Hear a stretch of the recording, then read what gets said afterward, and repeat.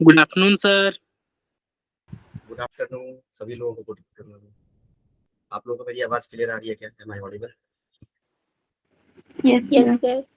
Yes sir. Okay, ठीक है, start करते हैं अपना लेक्चर। ठीक है, तो लास्ट क्लास में हम लोगों ने डिस्कस किया था आई थिंक एक्सपोनेंशियल फंक्शन और लॉगरिथमिक फंक्शन, जहाँ तक मुझे याद आ रहा है।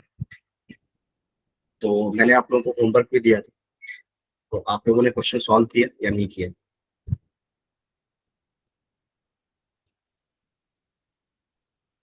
हाँ जी, बता दो जल्दी से, क्वेश्चन सॉल्व हुआ क्या आप लोग से? सर फर्स्ट हो गया था अच्छा, बाकी नहीं हुआ। ओके, ठीक है, चलो डिस्कस करते हैं। पहला तो आसानी था, पहला तो कोई ज्यादा मुश्किल नहीं होना चाहिए। ठीक है, और बाकी क्वेश्चन भी थोड़ा सा तो ध्यान से करोगे तो हो ही जाएगा। देखो, पहला क्वेश्चन मेरे हिसाब से अगर किसी बच्चे से नहीं हुआ है तो मैं सॉल्व करके दिखाता हूँ आपको। देखो, पहला क्वेश्चन था मेरा ये, है ना, फर्स्ट क्वेश्चन वो था हमारा लॉग बेस 2, है ना, और रूट अंडर x-2 और -3, है ना, ये था क्वेश्चन। अब तुम ऐसे सोचो कि इसका डोमेन निकालना है तो फंक्शन डिफाइन होना चाहिए। तो फंक्शन को डिफाइन होने के लिए 3 कंडीशन होना चाहिए। तो एक तो दो जो है वो 1 के बराबर नहीं होना चाहिए। ठीक है, ये तो है, ये बात सही है। दो पॉजिटिव होना चाहिए, वो बात भी सही है। तो बस हमें तीसरे कंडीशन पे ध्यान दें। तीसरा कंडीशन क्या कहता है कि जो आर्ग्यूमेंट है ना x-2, ठीक है, और -3 that must be greater then 0। तो मतलब मेरे को इसी इनइक्वालिटी को सॉल्व करने से आंसर मेरा आ गया है। तो यहाँ पर मैंने क्या किया, x-2 इसको उधर में लेके चला गया, तो x-2 ग्रेटर देन और सॉरी ग्रेटर देन 0। ठीक है, तो यहाँ पे मुझे बस इस इनइक्वालिटी को सॉल्व करना है। अब इस इनइक्वालिटी को सॉल्व करने का मतलब है कि बेसिकली ये जो कॉन्सेप्ट है ये स्क्वायर रूट ऑफ इनइक्वालिटी का क्वेश्चन है। ठीक है, स्क्वायर रूट ऑफ इनइक्वालिटी का मतलब होता है, तो थोड़ा बहुत आपको आइडिया होगा स्क्वायर रूट ऑफ इनइक्वालिटी कैसे हम सॉल्व करते हैं, वो सब थोड़ा बहुत आइडिया है आप लोगों को। ठीक है, देखो, अगर नहीं पता तो मैं एक्सप्लेन करूंगा अभी थोड़ी देर में। स्क्वायर रूट ऑफ इनइक्वालिटी भी डिस्कस कर लेता हूँ, क्योंकि इसमें अभी वहाँ पे क्वेश्चन में आ गया है तो मैं डिस्कस कर ही लूंगा अभी उसमें। ठीक है, और मैं तरीका ही बता दूंगा सॉल्व कैसे करना है। बट खैर एनीवेज, यहाँ पे सबसे पहले ध्यान से देखो कि स्क्वायर रूट ऑफ इनइक्वालिटी में क्या होता क्या है। जस्ट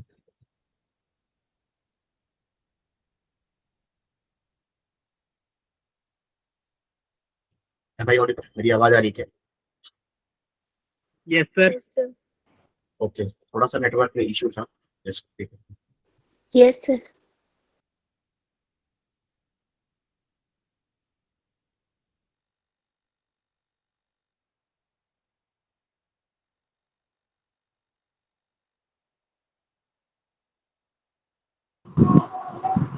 सर स्क्रीन शो नहीं हो रही है।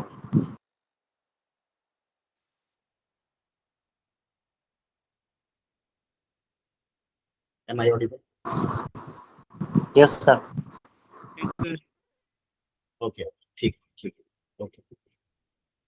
हाँ, तो हाँ, मैं क्या कह रहा था कि स्क्वायर रूट ऑफ इनइक्वालिटी का केस है ये। तो देखो, ये है हमारा। सबसे पहले जब भी स्क्वायर रूट, थोड़ा सा इसको डिस्कस करते हैं, एक दो क्वेश्चन इस पे भी कर लेंगे। स्क्वायर रूट इनइक्वालिटी का क्वेश्चन कभी भी रहा है तो वहां पर तुमको क्या ध्यान क्या देना है? तुमको ध्यान देना है कि स्क्वायर रूट मेरा डिफाइन हो रहा है कि नहीं। ठीक है, सबसे पहला तो स्क्वायर रूट को डिफाइन करोगे। ठीक है, उसके बाद क्वेश्चन सॉल्व करना स्टार्ट करोगे। तो यहाँ पर जो हमारा स्क्वायर रूट के अंदर का जो क्वांटिटी है, पहले स्टेप पे क्या किया मैंने? पहले स्टेप पे स्क्वायर रूट को डिफाइन किया। तो स्क्वायर रूट डिफाइन कब होगा? जब मेरा x-2 must be greater than और इक्वल्स टू 0। तो यहाँ से सॉल्यूशन आ गया x ग्रेटर देन और इक्वल्स टू 2, और यहाँ से सॉल्यूशन आ गया x belongs to 2 to infinity. ठीक है, ये तो स्क्वायर रूट डिफाइन होगा। ठीक है, अब उसके बाद क्या होगा कि स्क्वायर रूट को डिफाइन करने के बाद अगले स्टेप पे तुम जाओगे। अब इनइक्वलिटी को सॉल्व करना है, है ना। इनइक्वलिटी सॉल्व हम कैसे करेंगे, तो देखो भाई, जैसे यहाँ पर क्या हुआ, चेक करें। वैसे तो मैंने बोला था कि स्क्वायरिंग हम अवॉइड करते हैं जनरल, लेकिन अगर दोनों साइड पे पॉजिटिव हो जाए तो अवॉइड करने, मतलब स्क्वायरिंग करने में कोई प्रॉब्लम नहीं। तो जैसे ही स्क्वायर रूट डिफाइन होगा, जैसे ही हमने स्क्वायर रूट को डिफाइन कर दिया, तो मैं तुमसे जैसे मान लो क्वेश्चन पूछता हूँ कि रूट 64 क्या होगा, तो तुम्हारा आंसर क्या होगा। मैंने दो ऑप्शन दिया, मतलब मैंने पूछा कि मेरा आंसर या तो 8 होगा, और एक बच्चे ने मेरे को ऐसे बोला कि सर प्लस माइनस 8। आप लोग को ये बताना है कि इनमें से कौन सा सही आंसर, ये वाला सही है कि ये वाला सही है। Sir 8 plus minus 8। ठीक, अब देखो यहाँ भी वेरिएबल आंसर आ गया ना, लेकिन जो करेक्ट आंसर है वो है बेटा 8 होगा इसका आंसर, ठीक है।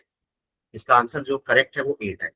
तो अब तुम बोलोगे ऐसा कैसे हो गया, ऐसा इसलिए हुआ, तो आपके बच्चा बोलेगा सर हमने तो पढ़ा हुआ है तो कि प्लस माइनस 8 तुमने क्यों पढ़ा हुआ है, क्योंकि वो थोड़ा कंफ्यूजन वाला पार्ट है।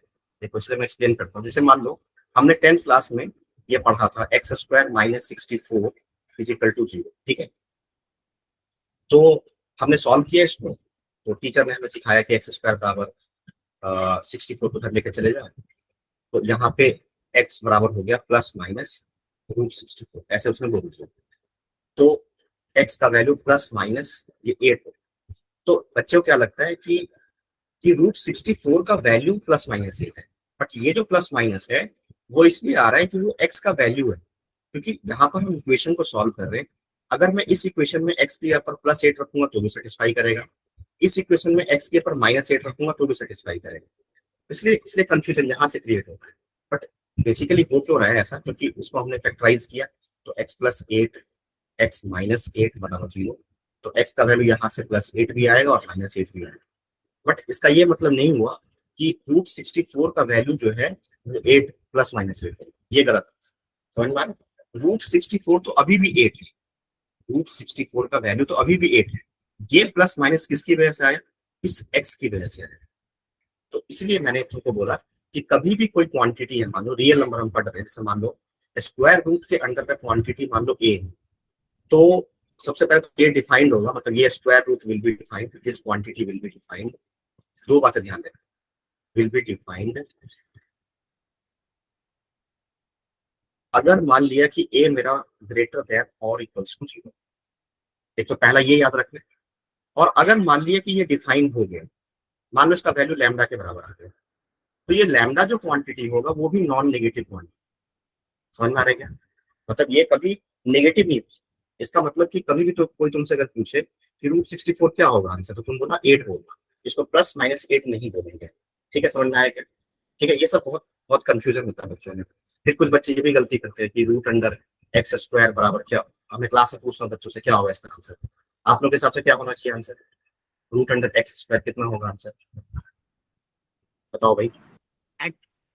सर x हाँ, अब देखो यहीं पे गलती हो जाती है, एक्स नहीं होता, ये होता है मॉड एक्स। मतलब ये छोटी छोटी बातें ना जो हमें पता नहीं है और हम गलती करके आते हैं। रूट अंडर एक्स स्क्वायर जो मॉड एक्स के बराबर होता है, ना कि सिंपली एक्स होता है। क्यों ऐसा क्यों हो गया, देखो इसमें गड़बड़ क्या।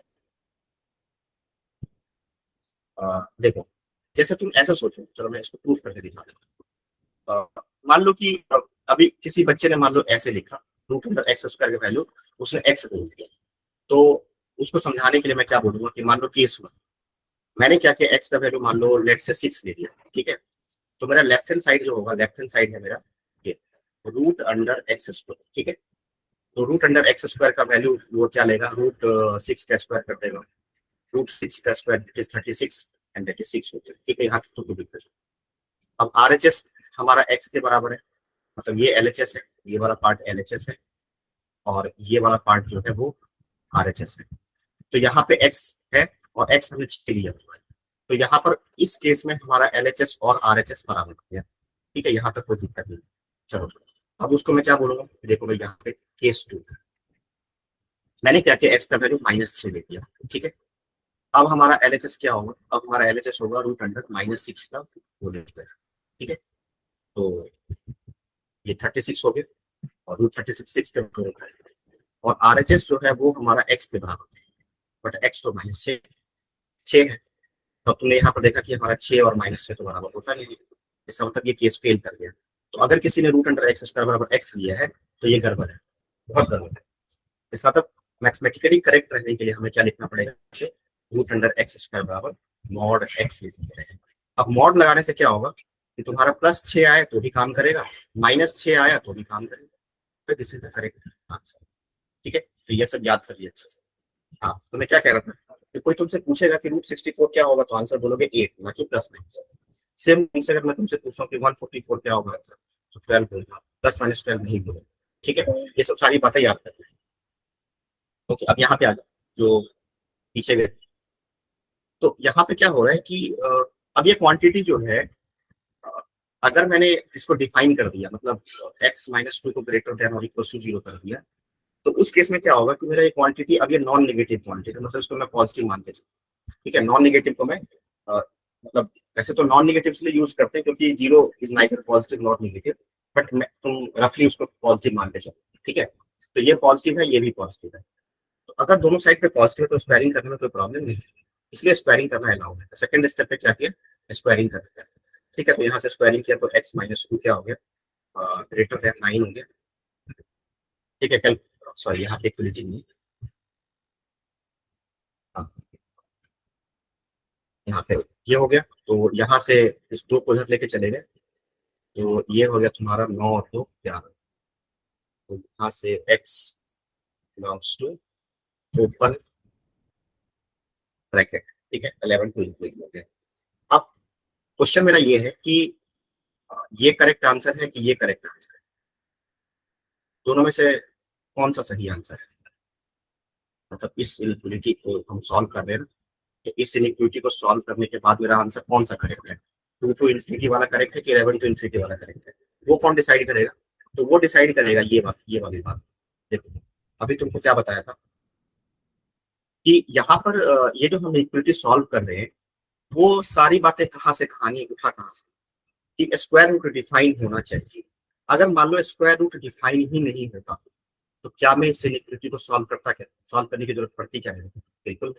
यानी कि ये जो आंसर आया वो स्क्वायर रूट के डिफाइन होने के बाद आया है। मतलब यहाँ पे कंडीशन है, कंडीशन क्या है कि this answer must be true whenever this is true, तो this also be true and this must be true.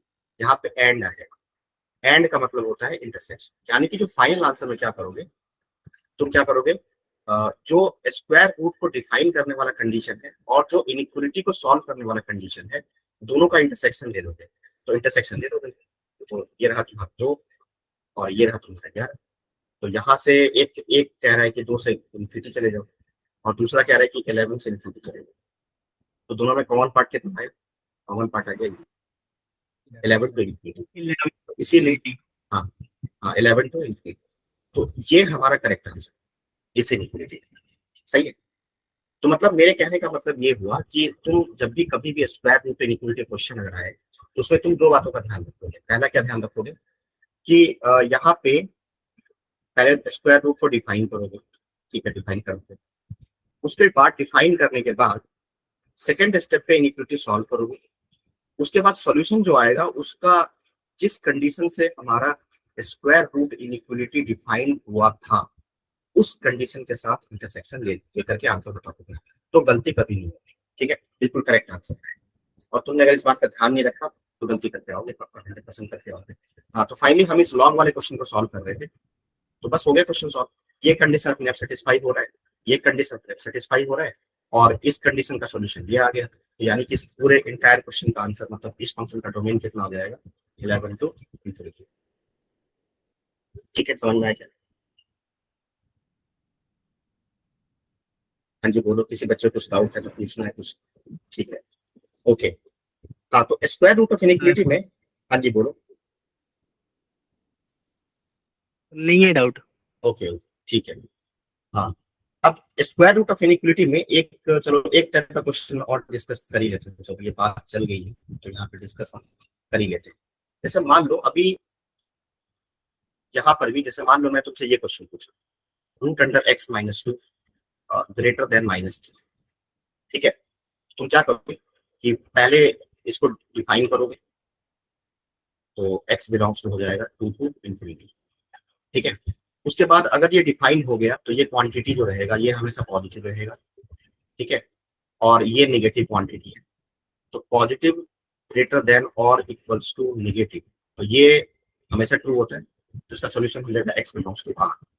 अब लास्ट में क्या करोगे, इन दोनों को क्या ले लोगे, इंटरसेक्शन लेकर के आंसर दोगे। ठीक है, समझ में आ रहा है?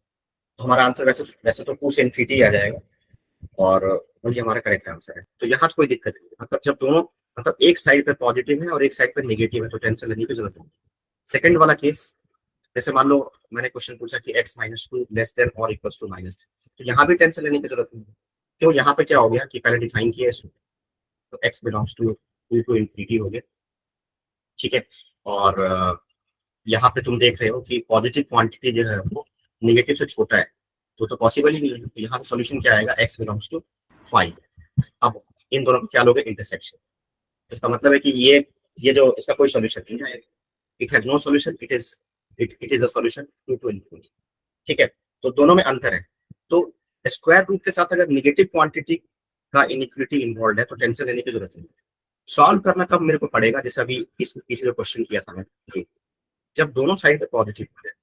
जैसे मान लो ये वाला क्वेश्चन, इसमें यहाँ भी डिफाइन होने के बाद ये भी पॉजिटिव है, ये भी पॉजिटिव है, तो यहाँ पे मुझे सॉल्व करना पड़ेगा। सॉल्व किया मैंने प्रॉपर तरीके से। ठीक है, अब मान लो उसमें भी ध्यान क्या देना है तुम लोगों को कि यहाँ पर जो क्वांटिटी है वो कांस्टेंट क्वांटिटी है। अब मान लो कि कुछ ऐसा क्वेश्चन हो गया, कभी ऐसा भी हो सकता है वहां पर, जैसे सपोज करो कि कांस्टेंट रहे ही ना, क्वेश्चन आप देखो, मान लिया कि मेरा क्वेश्चन ये है, solve 4 - x² must be greater than 2x। ये ठीक है, अब ये वाला क्वेश्चन देखो, तो इस वाले क्वेश्चन में क्या होगा, इस वाले क्वेश्चन में स्क्वायर रूट इन्वॉल्व है, ये एक बात है। और दूसरा यहाँ पे जो राइट हैंड साइड है वो कांस्टेंट नहीं है। देखो मतलब यहाँ पे एक साइड पे तो स्क्वायर रूट इन्वॉल्व है। अच्छा चलो चेंज थोड़ा सा कर लेते हैं, मतलब बार बार पहले स्क्वायर रूट ही लेते हैं, तो चलो वो तो अपने अपने ऊपर है, मैंने चेंज कर दिया थोड़ा सा, इसको उल्टा कर देते हैं। बोलोगे सर बार बार उल्टा कर, ऐसे करो, इसमें कोई दिक्कत नहीं है। चलो हाँ, अब क्या दिख रहा है तुमको कि ये वाला जो पार्ट है ये कांस्टेंट नहीं है, फिर क्या करें, इसको सॉल्व कैसे करेंगे। अब यहाँ पे तो फर्स्ट, अभी कांस्टेंट अगर होता तो फिर तो डायरेक्टली हम स्क्वायरिंग कर देते, बट यहाँ पे दिक्कत है। ठीक है, समझ में आ रहा है? तो देखो भाई इसका प्रोसीजर क्या रहेगा, इसका प्रोसीजर रहेगा कि तुम क्या करो, सबसे पहले तो वही काम करो कि स्क्वायर रूट को डिफाइन करो। अब ये क्वेश्चन मैं सॉल्व करके दिखाता हूँ, सॉल्व कैसे करेंगे। ठीक है, तो for square root will be defined. ठीक है, अगर स्क्वायर रूट को डिफाइन करना है तो स्क्वायर रूट के अंदर का क्वांटिटी को कैसा होना पड़ेगा, नॉन नेगेटिव होना पड़ेगा। तो जब नॉन नेगेटिव किया तो यहाँ से इसका सॉल्यूशन आप करके देखना, ये आ जाएगा -2 से 2। ठीक है, देखो ये सबको समझ में आ गया होगा कैसे करते हैं, मैं ये मान के चल रहा हूँ कि ये आप लोग को आता है। ठीक है, हाँ, तो यहाँ पर इसको मैंने सॉल्व किया। ठीक है, अब यहाँ पे जो प्रॉब्लम क्या है कि यहाँ पे जो क्वांटिटी है ये कांस्टेंट नहीं है, तो कांस्टेंट नहीं है तो क्या होगा, या तो ये पॉजिटिव क्वांटिटी होगा और या फिर ये नेगेटिव क्वांटिटी होगा। ठीक है, सही है। तो अब यहाँ पर मुझे इस चीज को क्या करना पड़ेगा, इसको 2 केस में कन्वर्ट करना पड़ेगा। ठीक है, तो अब मैंने केसेस बनाए। ठीक है, तो चलो भाई केस बना लेते हैं, केस। ठीक है, मैंने क्या किया, एक बार मैंने x को नेगेटिव ले लिया। ठीक है, x को क्या किया, नेगेटिव ले लिया। ठीक है, देखो ध्यान से, अगर मान लिया कि मैंने x को नेगेटिव लिया तो क्या होगा कि ये क्वांटिटी मेरा नेगेटिव क्वांटिटी हो गया, तो तुम्हारा जो इनइक्वालिटी हो गया वो इसमें कन्वर्ट हो गया, नेगेटिव ग्रेटर देन और इक्वल्स टू पॉजिटिव, क्योंकि मैं स्क्वायर रूट को डिफाइन कर चुका हूँ, और स्क्वायर रूट को जैसे डिफाइन करोगे तो उसका जो वैल्यू होगा वो नॉन नेगेटिव होगा। तो ये क्वांटिटी तो नेगेटिव हो गया, लेकिन ये क्वांटिटी पॉजिटिव क्वांटिटी है, तो एक नेगेटिव क्वांटिटी पॉजिटिव से ग्रेटर कभी नहीं हो सकता। तो उसका सॉल्यूशन क्या आएगा, x बिलोंग्स टू 5। ठीक है, अब तुम ये जो सॉल्यूशन आया, ये सॉल्यूशन कब आएगा, ये सॉल्यूशन तब आएगा जब हमने ये कंडीशन लगाया तुमको याद होगा हमने एक केस वाला क्वेश्चन भी करवाया था, आई थिंक तुम्हारे क्लास में करवाया था, मुझे याद नहीं। मतलब जब भी मैंने तुमको ये याद रखने को बोला था कि केस के अंदर में हमेशा इंटरसेक्शन लेते हैं, ऐसा कुछ बोला था, मुझे बता दो जरा कि ऐसा कुछ बताया था मैंने केस वगैरह के अंदर में, मान लो हमने कोई कंडीशन इम्पोज किया है। हाँ तो ये सब बताया था। ठीक है, हाँ बताया था, उसी बात को फॉलो करो। तो अब मैंने क्या किया कि इन दोनों का हमने क्या किया, इंटरसेक्शन दे दिया। ठीक है, इन दोनों का इंटरसेक्शन। तो अब तुमको पता है कि फाइव के साथ इंटरसेक्शन क्या होगा, वही होगा, नल सेट होगा। तो सॉल्यूशन 1 कितना आ गया, 5 नल सेट। ठीक है, चलो आगे आ गया केस 2 पे। ठीक है, केस 2 में एक बार हमने x को नेगेटिव लिया और एक बार मैंने क्या किया, x को नॉन नेगेटिव लिया। ठीक है, 0 तुम चाहो यहाँ पे इंक्लूड कर दो, अगर यहाँ पे इंक्लूड करोगे तो फिर यहाँ मत इंक्लूड कर दो, किसी एक जगह पे इंक्लूड कर दो। ठीक है, चलो भाई अब सॉल्व किया। हाँ अब देखो क्या हुआ कि अगर मान लिया कि x मेरा नॉन नेगेटिव, अगर मान लिया, ठीक है, तो क्या होगा कि ये क्वांटिटी भी मतलब पॉजिटिव बन गया और इस बार ये क्वांटिटी भी पॉजिटिव। तो जब दोनों साइड पे पॉजिटिव हो जाए इनइक्वालिटी के दोनों साइड पे, तो फिर तो सॉल्व करना पड़ेगा, तो स्क्वायरिंग कर सकते हैं। तो अब जाकर के मैंने स्क्वायरिंग किया यहाँ से, चलो मैं स्क्वायरिंग करके दिखाता हूँ। देन 4x स्क्वायर क्या हो जाए, greater than 4 minus x square. Calculation देखते रहो तुम लोग, मैं कुछ गलती ना कर दूं, बाकी कॉन्सेप्ट पता चल ही रहा होगा तुम लोगों को। तो यहाँ पे क्या हो गया, 5x स्क्वायर और माइनस 4 ग्रेटर देन और इक्वल्स टू 0। ठीक है, देख लेंगे। अब इसको सॉल्व किया तो सॉल्यूशन मेरा ये हो जाएगा, अपने आप करके देखना, क्योंकि ग्रेटर देन 0 है तो 2/रूट।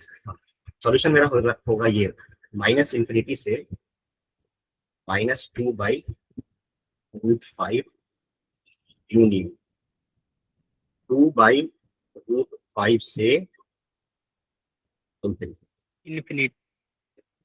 हाँ मतलब मैं ये मान के चल रहा हूँ कि तुमको ये सब इनइक्वालिटी अच्छे से आता है सॉल्व करके। ठीक है, तभी जाकर के मैं फटाफट से आंसर लिख रहा हूँ। ठीक है, तो यहाँ पे अब देखो ये जो x आया है ये इस कंडीशन के साथ आया है, आ रहा है समझ में?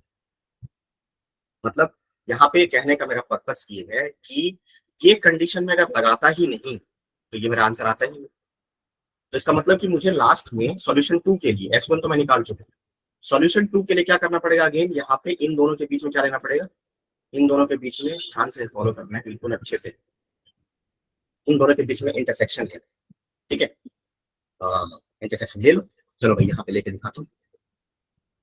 तो सबसे छोटा नंबर जो होगा वो होगा -2/√5।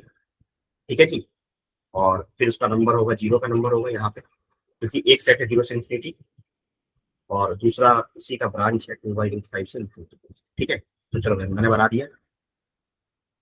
जो ये वाला सेट है उसका है -इंफिनिटी से -2/√5 और उसी का दूसरा ब्रांच है 2/√5 से इंफिनिटी। ठीक है, और जो दूसरा सेट है हमारा वो कह रहा है कि 0 से इंफिनिटी चले जाओ। ठीक है, 0 से इंफिनिटी जाओ। तो दोनों सेट में, ब्लैक वाले में और ब्लू वाले में कॉमन पार्ट कितना आया भाई, ये आ गया कॉमन पार्ट।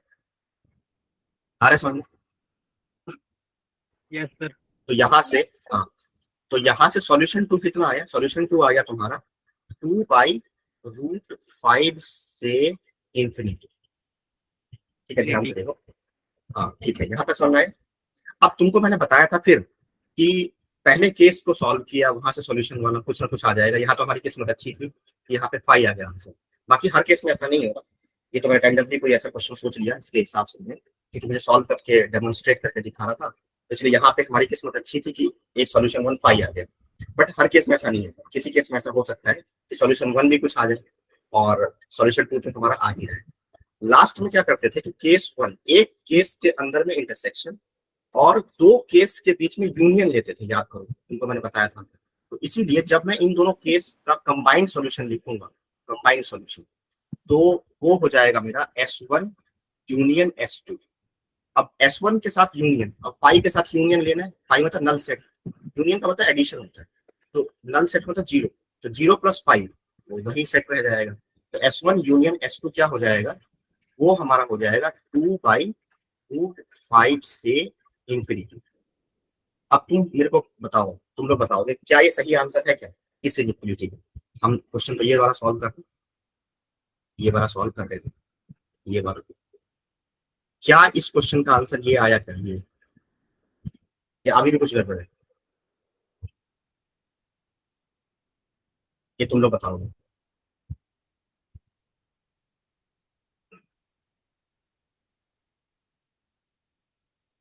हाँ जी बता दो, देखो ध्यान से देखो, ध्यान से देख करके आंसर देखो। अभी भी गड़बड़ है। अब कुछ बच्चे क्या होता है ना कि इसी को टिक करके आ जाएंगे, ऑप्शन ए में नहीं बनूंगा, बट अभी भी आंसर नहीं आया। ये जो तुमने पूरा सॉल्व किया, सॉल्व करने के बाद फाइनल आंसर के लिए अब तुम ऐसे सोचो कि फाइनल आंसर कब आएगा। मान लो कि पूरी कहानी हमने पूरा क्वेश्चन सॉल्व किसके अराउंड किया? स्क्वायर रूट के अराउंड किया। अगर मान लो गलती से मेरा स्क्वायर रूट डिफाइन ही ना हो तो क्या करोगे? इसीलिए लास्ट में जो भी तुम्हारा सॉल्यूशन आया है उसका स्क्वायर रूट के साथ जो कंडीशन है उसके साथ क्या लेना पड़ेगा भाई? इंटरसेक्शन। कुछ समझ में आ रहा है क्या? इंटरसेक्शन। हाँ जी बहुत बढ़िया, कुछ समझ में आया क्या? यानी कि इस बात का ध्यान रखोगे, मतलब ये बहुत मतलब जल्दीबाजी में क्या होता है ना, बच्चे बहुत गलती करते हैं, बहुत ज्यादा, सबसे ज्यादा गलती करते हैं और उनका आंसर गलत होता है। तो लास्ट में मेरा जो काम है वो मुझे देखना है, क्या देखना है कि क्या मेरा स्क्वायर रूट डिफाइन हुआ क्या। अगर नहीं हो रहा है तो पहले इंटरसेक्शन ले करके फिर आप फाइनल आंसर बताएंगे। तो चलो भाई अब मैंने दोनों सेट का इंटरसेक्शन लिया, चलो मैं करके दिखाता हूँ। तो स्क्वायर रूट वाला कंडीशन ये था, उसमें दो पॉइंट थे, एक तो था तुम्हारा -2 और एक था 2, और 2 से पहले एक और नंबर आएगा 2/√5। ये 3 पॉइंट हमारे पास। तो एक सेट है मेरा, वो क्या कह रहा था, हाँ -2 से 2 तक, यस।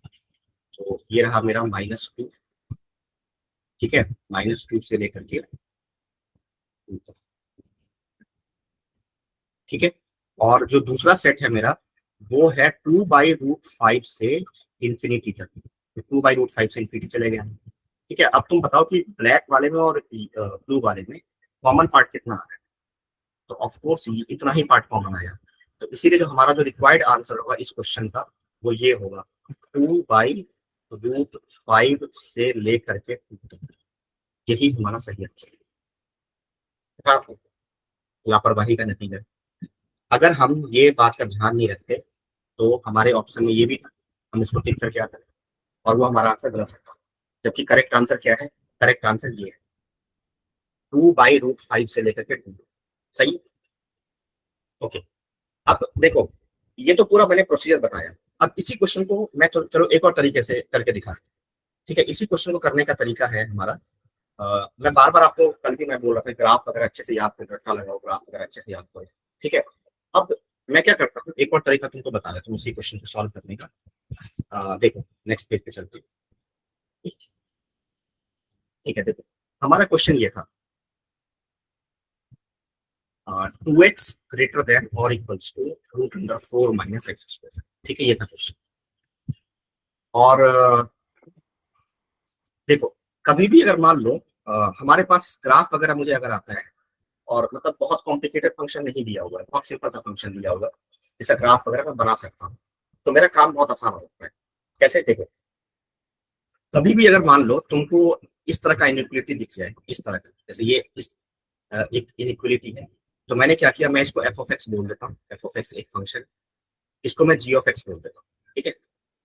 अगर कहीं पर भी तुमको f(x) ग्रेटर देन और इक्वल्स टू दिख जाए या लेस देन और इक्वल्स टू दिख जाए, तो जैसे इस केस में तुमको ये वाला क्वेश्चन सॉल्व करना है, f(x) ग्रेटर देन और इक्वल्स टू g(x), ये वाला केस सॉल्व करना है। तो अगर मैं ग्राफ बना सकता हूँ, अगर ग्राफ नहीं बनेगा तब तो यही वाला मैथड काम में आएगा।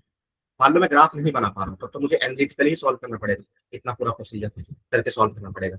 लेकिन अगर मैं ग्राफ बना सकता हूँ, बहुत जल्दी बन सकता है मेरे से, तो मेरे से बहुत जल्दी आंसर आएगा। देखो तो यहाँ पर क्या हुआ, कभी भी अगर मान लो f(x) और g(x) मुझे दिखाई दे जाए और उनका ग्राफ बनाना पॉसिबल है, तो मैं क्या करूंगा, अब मैं एग्जांपल देके समझाता हूँ। जैसे लेट से इसमें करना क्या होता है, प्रोसीजर क्या होता है इसका, इसका प्रोसीजर होता है कि मान लिया कि f(x) का ग्राफ ऐसे ऐसे, लेट से this is the graph of f(x), ठीक है, and this is the graph of g(x), ये हमारा g(x) है मान लो, और इन दोनों का जो पॉइंट ऑफ इंटरसेक्शन है, मान लेते हैं ये वाला पॉइंट ऑफ इंटरसेक्शन है, इसको मान लिया अल्फा वैल्यू। ठीक है, अब जब भी मेरे को ये सॉल्व करना हो F of x greater than और equals to ji of X को सॉल्व करना हो, तो मैं ये देखूंगा कि कितने इंटरवल में, इंटरवल कहाँ पे देखना, एक्स एक्सिस पे हमेशा देखना। ठीक है, क्योंकि यहाँ पर इनइक्विलिटी को सॉल्व करने का मतलब होता है एक्स का वैल्यू करना, तो हमेशा एक्स पे देखोगे, एक्स पे देखेंगे एक्स पे, लेकिन देखना क्या है, मेरे को देखना ये है कि कितने इंटरवल में एफ ऑफ एक्स का ग्राफ जी ऑफ एक्स के ग्राफ से ऊपर ऊपर है, क्योंकि एफ ऑफ एक्स को ज्यादा बनाना है मेरे को। तो जो ग्राफ ऊपर होगा वाई बाइज, मतलब वाई के हिसाब से वो ज्यादा ग्रेटर होगा। समझ में आ रहा है तुम लोग को? तो यहाँ पर तुम देखो ध्यान से कि अल्फा से इंफिनिटी वाले इंटरवल में मेरा एफ ऑफ एक्स का ग्राफ ऊपर चला गया और जी ऑफ एक्स का ग्राफ नीचे आ गया। समझ में आ रहा है? इसीलिए इस इनइक्वालिटी का जो आंसर होगा वो आंसर हो जाएगा एक्स बिलोंग्स टू अल्फा से इंफिनिटी। इंफिनिटी पे ओपन लगा दिया, और अल्फा पे क्या लगाओगे, तो अल्फा पे लगाओगे क्लोज्ड। क्लोज कब लगाओगे, जब यहाँ पे इक्विलिटी होल्ड करना है। मान लो इन केस अगर यहाँ पे इक्विलिटी होल्ड नहीं करेगा, तो यहाँ पे अल्फा पे क्या लगा दोगे, ओपन ब्रैकेट लगा दो, अब चला जाएगा।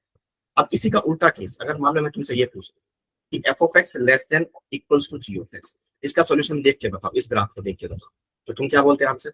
सर इसका आंसर हो जाएगा एफ ऑफ एक्स का ग्राफ नीचे होना चाहिए, हाँ, माइनस इन्फिनिटी से लेकर के अल्फा। यस, ठीक है।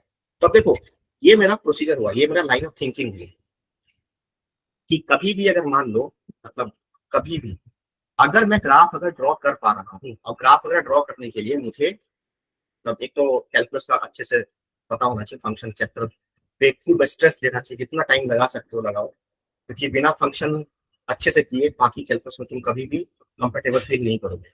और बाकी 11th क्लास में थोड़ा बहुत आइडिया होना चाहिए, 11th क्लास का भी काफी कुछ यूज होता है। ठीक है, तो हाँ, यहाँ पे अब मैं इस क्वेश्चन को दोबारा डील करता हूँ तुम्हारे सामने। देखो तुम यहाँ पे आ जाओ वापस से सारे में।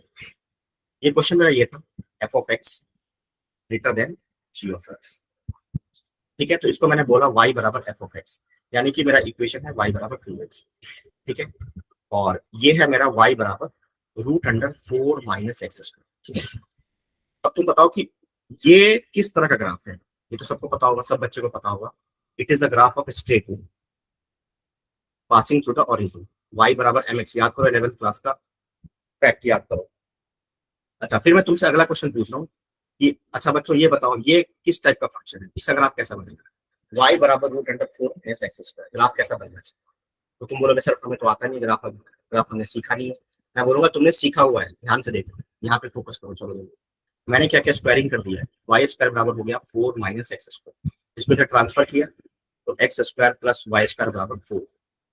ये किसका इक्वेशन होता है भाई, ये किसका इक्वेशन होता है? 11th क्लास पढ़ के आए हो ना? ये सर्कल, बहुत बढ़िया, सर्कल का इक्वेशन हो गया ये। तो ये ग्राफ जो है वो बेसिकली सर्कल होगा। अब तुम देखो सर्कल कैसा होगा, ऐसा होगा, जिसका सेंटर ओरिजिन पे लाई करेगा और रेडियस जो होगा वो 2 यूनिट के बराबर होगा। तो ये रहा तुम्हारा 0 0, ये पॉइंट हो जाएगा 2,0 और ये पॉइंट हो जाएगा -2,0, है ना। ये सारे पॉइंट्स हम लोग टेक कर दिया। अब तुम बोलोगे सर ये तो फंक्शन है ही नहीं।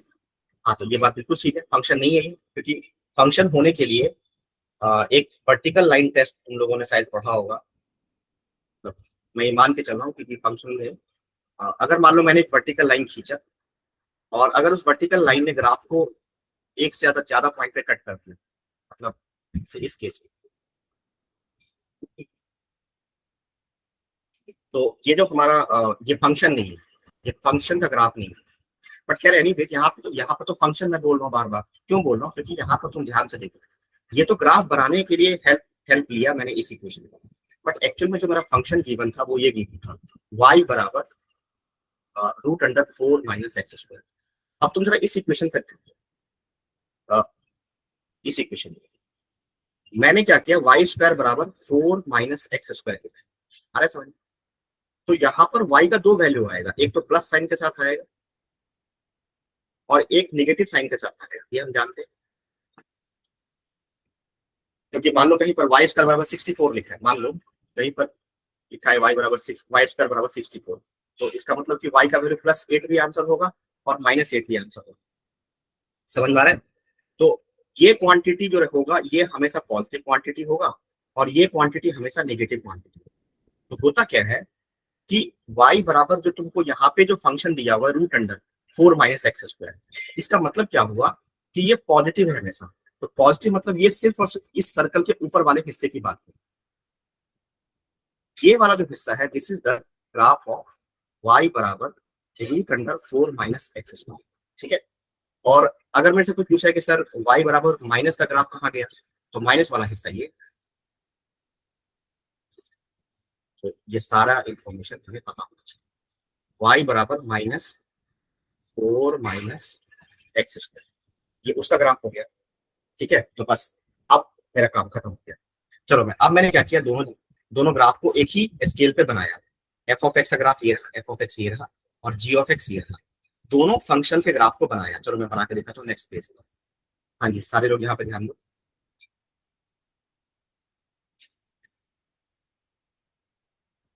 ये रहा मेरा y एक्सिस, ये रहा मेरा x एक्सिस, ठीक है। जो मेरा y बराबर x लाइन, पहले मैं सर्कल बनाया था, चलो सर्कल ही बनाए थे। जो y बराबर root under 4 minus x square वाला जो ग्राफ है वो ऐसा तुमको दिखाई देगा, ऐसा सेमी सर्कल आएगा। ऊपर वाला जो हिस्सा था आपने देखा, ऊपर वाला हिस्सा जो है वो root under 4 minus x square है और नीचे वाला जो हिस्सा है वो हमेशा माइनस साइन के साथ आएगा, ठीक है। तो याद कर लो इसको, ये वाला जो पॉइंट है, ये वाला पॉइंट ये होगा -2 और ये वाला जो पॉइंट होगा ये होगा 2। सही, यहाँ तक क्लियर हो गया। ये तो ग्राफ हो गया किसका, ये ग्राफ हुआ y बराबर root under 4 minus x square का ग्राफ। सही। अच्छा, उसके बाद क्या हुआ कि मैंने y बराबर 2x ग्राफ बनाया। चलो भाई बना देता हूँ। यहाँ पे y बराबर 2x ग्राफ जो होगा तो ऐसा होगा, पासिंग थ्रू द ओरिजिन, से ऐसे। हाँ, तो ये ग्राफ बन गया तुम्हारा y बराबर 2x, ठीक है। समझ में आ रहा है क्या? मतलब ये सब तो मैंने इतना टाइम लगाया क्योंकि आप लोगों को ये सब चीज पता नहीं था, मतलब ग्राफ कैसे बनाते हैं। अदरवाइज मुझे तो पता था, तो मैं तो 1 सेकंड में एक ग्राफ बनाता और आंसर लिख देता इसका। अब क्या हुआ, यहाँ से देखो, यहाँ पर जहां पे ये दोनों कट करेगा वो वाला पॉइंट कितना होगा, मतलब एक्स के कोरस्पॉन्डिंग वैल्यू कितना देगा वो। तो वो कैसे निकालोगे, कभी भी दो कर्व का पॉइंट ऑफ इंटरसेक्शन निकालना हो तो दोनों के y को इक्वेट करो। ये तो तुमको पता ही होगा बचपन से, जैसे दो लाइन को सॉल्व करना है, दो लाइन का पॉइंट ऑफ इंटरसेक्शन निकालना है तो क्या करते हैं, दोनों लाइन को सॉल्व कर डालते हैं। तो वैसे दो कर्व का, मतलब ये एक कर्व है, ये भी एक कर्व है, स्ट्रेट लाइन इज आल्सो एक कर्व। तो दो कर्व का अगर कभी भी पॉइंट ऑफ इंटरसेक्शन निकालना हो तो दोनों को इक्वेट करते हैं। दोनों के y को इक्वेट किया तो यहाँ से इक्वेट किया तो यहाँ से क्या आ गया, 2x बराबर 4 माइनस एक्स स्क्वायर। अब स्क्वायरिंग करो बोथ द साइड्स तो ये हो गया 4x square is equal to 4 minus x square, ठीक है। समझ में आ रहा है क्या? यहाँ से इसको ट्रांसफर किया तो ये हो गया 5x स्क्वायर बराबर 4। तो यहाँ से x का वैल्यू कितना आ गया, 2/√5। एक वैल्यू 2/√5 आएगा और एक वैल्यू हो जाएगा -2/√5, ठीक है, -2/√5। ओके, बहुत बढ़िया, ठीक है। तो यहाँ पर जो इंटरसेक्शन होगा वो +2/√5 होगा कि -2/√5 होगा, क्या कहते हो तुम? पॉजिटिव होगा कि नेगेटिव होगा, सोच के बताओ जल्दी से। पॉजिटिव। यस, बहुत बढ़िया, पॉजिटिव। यस पॉजिटिव होगा। क्यों पॉजिटिव होगा भाई, क्योंकि ओरिजिन के आगे देखना है मेरे को। आपके बच्चा बोलेगा सर नेगेटिव वैल्यू क्यों आया, नेगेटिव वैल्यू इसलिए आया क्योंकि बेटा ये सर्कल का इक्वेशन है, तो ये जो लाइन है वो सर्कल के नेगेटिव वाले हिस्से को भी तो कट करेगा, इसलिए -2/√5 भी क्वेश्चन में आ रहा है, पिक्चर में। समझ में आ रहा है? बट यहाँ पर जो हमें वैल्यू पिक करना है वो कौन सा पिक करोगे, 2/√5। सारा मतलब ध्यान में रखना है दिमाग में, ये नहीं कि कुछ भी उल्टा सीधा अपने मन से कुछ भी लिख दिया, ठीक है। अब देखो, अब यहाँ पर क्या है, अब मेरा क्वेश्चन क्या था, यहाँ पे आ जाओ वापिस से दोबारा से। हाँ, मेरा क्वेश्चन ये था, मेरा क्वेश्चन था कि 2x ग्रेटर देन और equals to 4 minus x square, यानी कि ये वाला जो ग्राफ है, मतलब स्ट्रेट लाइन वाला ग्राफ कितने इंटरवल में सर्कल के ग्राफ से ऊपर ऊपर है। चलो यहाँ पे आ जाओ, कितने इंटरवल में तुमको दिखाई दे रहा है, देख के बताओ। हाँ भाई, कोई बच्चा आंसर बता सकता है क्या, कितने इंटरवल में x की कितने वैल्यू के लिए हमारा स्ट्रेट लाइन ऊपर निकल गया और सर्कल नीचे आ गया। हाँ भाई बताओ जल्दी से, सारे बच्चे, तुम्हारे स्क्रीन पे दिख रहा है, बता दो भाई। हाँ जी बोलो। इस ग्राफ को देखो, तुम्हारे स्क्रीन पे दिख रहा है तुमको। मेरा क्वेश्चन ये है, कि कितने इंटरवल में, मतलब x के कितने इंटरवल में मेरा लाइन जो है y बराबर 2x ऊपर निकल गया और सेमी सर्कल नीचे आ गया। कितने इंटरवल में दिखाई दे रहा है भाई? 2/5 हाँ, 2/√5 2/√5 यस यस, बहुत बढ़िया। देखो ध्यान से देखो, इतने ही इंटरवल में। आपके बच्चे बोले सर इन्फिनिटी क्यों नहीं लिया? अरे इसके आगे तो ग्राफ ही नहीं है, सेमी सर्कल का तो ग्राफ ही नहीं है, इसके आगे तो इन्फिनिटी क्यों जाओगे? कितने इंटरवल में हमारा ग्राफ जो है, मतलब एफ ऑफ एक्स का ग्राफ ऊपर निकल गया जी ऑफ एक्स के ग्राफ से, तो ऑफ कोर्स इतने ही इंटरवल दिख रहा है तुमको, 2/√5 से 2 तक। एम आई राइट? अब तुम यहाँ पर ध्यान से देखो कि यहाँ पे इक्विलिटी होल्ड कर रहा था, यहाँ पे इक्विलिटी होल्ड कर रहा था, तो इसीलिए यहाँ पर भी मुझे क्या करना पड़ेगा, क्लोज ब्रैकेट लगाना पड़ेगा। ठीक है। दूसरा, ये 2 वाला पॉइंट सेमी सर्कल पे लाई कर रहा है, सेमी सर्कल लाई कर रहा है, मतलब सेमी सर्कल वाला पार्ट लाई कर रहा है और सेमी सर्कल को नीचा होना चाहिए, तो यानी कि 2 वाला पॉइंट भी इस लाइन से नीचे है, इसलिए 2 को भी अपने आंसर में इंक्लूड करना पड़ेगा। तो that's why 2x greater then √4 - x² का जो सॉल्यूशन हो गया वो ये आ गया आंसर। अब तुम पीछे चेक करो जरा, जो हमने मैथमेटिकली पूरा एनालिटिकली जो सॉल्व किया था, यस ये रहा, इसी क्वेश्चन को मैंने एनालिटिकली सॉल्व किया था, ये देखो ऐसे करके पूरा कंप्लीट हमने सॉल्व किया था, और लास्ट में हमारा आंसर क्या आया था, यहाँ पर भी देखो क्या आया था आंसर, और तुमने यहाँ पर देखा ये हमारा मतलब पहला मेथड हुआ, और ये रहा तुम्हारा दूसरा मेथड ग्राफ से। अब तुम जरा सोचो कि अगर मान लो मेरे को ग्राफ सब कुछ पता होता, अच्छे से ग्राफ पता होता, तो कितना टाइम लगता मेरे को? हार्डली 1 सेकेंड, 1 से 2 सेकेंड में आंसर आ जाता है। मुझे क्या करना पड़ता है? इसी को सॉल्व करते, इसी को सॉल्व करता, आंसर करेक्ट। तो इसीलिए ग्राफ्स मतलब अच्छे से आना बहुत जरूरी है। और दूसरा एक और चीज यहाँ से इलस्ट्रेशन मैंने क्या किया कि तुमने देखा कि यहाँ पर भी वही आंसर आया जो हमने पिछले तरीके से किए।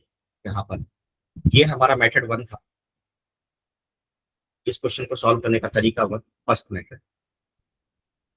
फर्स्ट मेथड से जो आंसर आया और सेकंड मेथड से जो आंसर आया, दोनों मेथड सेम ही आंसर आया है। तो एक बात और ध्यान रखना है कि अगर मान लो मैथ्स में हमने कोई क्वेश्चन सॉल्व किया, ठीक है, तो चाहे मैं कोई भी मेथड लगा दूं, अगर सही कर रहे हो तो आंसर हमेशा इक्वल आएगा। ऐसा नहीं हो कि एक मेथड से किया तो कुछ और आंसर आ गया, दूसरे मेथड से किया तो कुछ और आंसर आ गया। अगर ऐसा हो रहा है तो दोनों में से कोई ना कोई मेथड गड़बड़ है, कुछ ना कुछ गलती कर रहे हो, तो उसको ठीक करने की जरूरत है। ठीक है, यहाँ से पूछ हो गया ये चीज। तो आई होप आप लोग को स्क्वायर रूट ऑफ इनइक्वालिटी समझ में आ गया था मेरे से। हाँ जी, बताओ भाई जल्दी से, कुछ पूछना है किसी को? No sir. ठीक है, सबको क्लियर है ना? कोई ऐसा बच्चा तो नहीं है जिसको समझ में कुछ भी नहीं आया? ठीक है, तो वो मुझे बता सकता है। बाकी आई होप सभी बच्चों को क्लियर हो गया हो। ठीक है, चलो जी, तो स्क्वायर रूट ऑफ इनइक्वालिटी में सॉल्व कर गया। हाँ, तो आपका जो मैं क्वेश्चन सॉल्व कर रहा था तो वो लॉगरिथमिक इनइक्वालिटी में थोड़ा सा इन्वॉल्व हो गया वो चीज, तो इसीलिए मैंने वो सारा डिस्कस ही कर लिया, पूरा स्क्वायर रूट ऑफ इनइक्वालिटी वाला भी पार्ट डिस्कस हो गया। अब मुझे बताओ कि आपका लॉग का सारा क्वेश्चन सॉल्व हो गया था क्या? लॉग का सारा क्वेश्चन हो गया सॉल्व जो मैंने होमवर्क दिया था? अगला क्वेश्चन मेरा ये था, सेकंड क्वेश्चन मेरा ये था कि इसका डोमेन निकालना था, log x और 3 - x², इसका डोमेन निकालना था, यही था क्वेश्चन। तो इसमें भी बहुत आसान क्वेश्चन है ये, तो मतलब इसमें 3 पार्ट होगा। 3x - x²। हाँ, 3 - x², ये था क्वेश्चन, है ना? तो क्या क्या कंडीशन लगाओगे? एक तो x पॉजिटिव होना चाहिए, हाँ, दूसरा x 1 के बराबर नहीं होना चाहिए, और तीसरा 3 - x² असली पॉजिटिव होना चाहिए। इसको सॉल्व किया तो हमारा आंसर हो जाएगा क्या हो जाएगा? -√3 से √3। ठीक है, अब तुमको क्या करना है कि तुमको ये वाला और ये वाला, इन तीनों का क्या लेना है? इंटरसेक्शन लेना है। तो इंटरसेक्शन ले लो भाई, इंटरसेक्शन लेके दिखाए सारे चेक कर। एक तो सबसे छोटा नंबर कौन सा होगा? -√3 आएगा, फिर किसका नंबर आएगा? 0 का नंबर आएगा, फिर 1 का नंबर आएगा, फिर √3 का नंबर। ठीक है, अब तुम ध्यान से देखो कि जो पहला मतलब ये वाला सेट है वो है -√3 से √3 तक, तो ये चला गया -√3 से √3 तक, ठीक है। और दूसरा सेट है 0 से इन्फिनिटी, 0 से इन्फिनिटी बनाया था, हाँ 0 से इन्फिनिटी। अच्छा, उसमें 1 पे ओपन रखना है क्योंकि 1 भी इंक्लूड नहीं करना है, बस हो गया। तो अब तुम देख के मुझे बताओ कि कॉमन पार्ट कितना आ रहा है दोनों ब्लू वाले रेड वाले में। तो एक तो ये पार्ट कॉमन आ रहा है, ठीक है, समझ आ रहा है, मतलब इतना पार्ट कॉमन आ रहा है। तो हमारा जो आंसर होगा, रिक्वायर्ड आंसर क्या हो जाएगा इस क्वेश्चन का, आंसर हो जाएगा x बिलोंग्स टू डोमेन क्या आएगा, तुम इसको ऐसे लिख सकते हो 0 से 1 यूनियन 1 से, बट इतना लिखने की जरूरत नहीं, तुम तो क्या करो सीधा सीधा ऐसे लिखो 0 से लेकर के √3 तक होना चाहिए और उसमें से 1 को बाहर कर दो, ऐसे लिखो, हो गया। बताओ, हाँ जी बताओ, कोई डाउट है किसी बच्चे को कुछ पूछना है? ये क्वेश्चन सॉल्व हो गया हमारा डोमेन वाला, चलो जी बहुत बढ़िया, ठीक है। अगला क्वेश्चन भी बहुत आसान है, अगले में भी कुछ नहीं करना, बिल्कुल सेम लॉजिक लगाओगे तो ये भी बहुत सिंपलेस्ट आंसर आ जाएगा तुम्हारा। अगला क्वेश्चन ये था लॉग आई थिंक ये था x-1 अपॉन x+1 और x² -16, ठीक है, ये क्वेश्चन। तो इसको क्या करना है तुमको कि यहाँ पर भी 3 कंडीशन लगा दो फटाफट से। पहला कंडीशन क्या होगा, यही x-1 x+1 must be positive. इसका सॉल्यूशन तुम लोग को पता ही होगा क्या होता है सॉल्यूशन, -∞ से -1 यूनियन 1 से इन्फिनिटी, ये सब आता है ना तुम लोग को सॉल्व करने सभी को, ठीक है। Yes, sir. दूसरा कंडीशन है मेरे पास, हाँ दूसरा कंडीशन है मेरे पास x-1 upon x+1 is not equals to 1। तो मैंने चेक किया, चलो भाई सॉल्व किया इसको, तो x-1 should not be equals to x+1, यहाँ से x कट गया, तो यहाँ से हमारा आंसर आया -1 इज नॉट इक्वल्स टू 1। तो ये बात हमेशा ट्रू है, x का वैल्यू कुछ भी ले लो -1 1 के बराबर कभी नहीं होगा, ठीक है। तो आइडियली मुझे सेकंड स्टेप चेक करने की जरूरत है, ठीक है। चलो थर्ड स्टेप पे आ जाओ। थर्ड स्टेप है x² -16 greater than equals to, sorry equals to normal 0, तो ग्रेटर देन 0 सॉल्व कर लो इसको। सॉल्यूशन क्या हो जाएगा, -∞ से -4, ठीक है, यूडी 4 से इन्फिनिटी। चलो अब इसका और इसका क्या ले लो, इंटरसेक्शन लेके दिखाया फटाफट से। अब ये सब काम खुद से कर लिया करो। तो सबसे छोटा नंबर -4, फिर किसका नंबर होगा -1, फिर किसका नंबर होगा 1, फिर किसका नंबर होगा 4, ठीक है। तो -∞ से -4 एंड देन 4 से इन्फिनिटी। दूसरा सेट है हमारा ये -∞ से -1 एंड 1 से इन्फिनिटी। तो कॉमन पार्ट कितना है, इतना पार्ट कॉमन है, सही है। तो यहाँ से x बिलोंग्स टू, हमारा आंसर आ गया -∞ से -4 यूनियन 4 से ये वाला आंसर होगा। हाँ जी बताओ, कोई डाउट है किसी बच्चे को? No, sir. ठीक है, चलो ये सब तो बहुत आसान था। अभी एक क्वेश्चन, ठीक है, बहुत बढ़िया जी।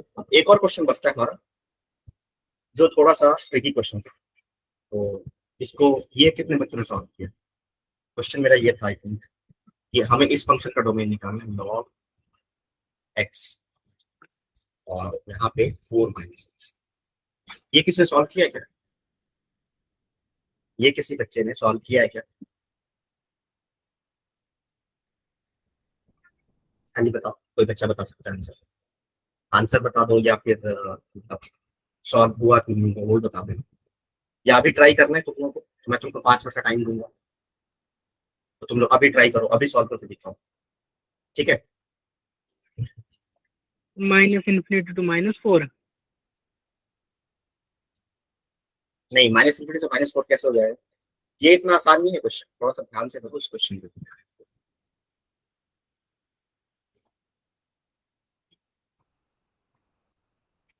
देखो इसमें क्या होगा कि इसमें काफी कुछ है। जैसे मान लिया कि तुमको पहले लॉग को डिफाइन करना पड़ेगा, फिर लॉग के साथ स्क्वायर रूट को भी डिफाइन करना पड़ेगा, तो वो थोड़ा सा मतलब ट्रिकी एक्सरसाइज है,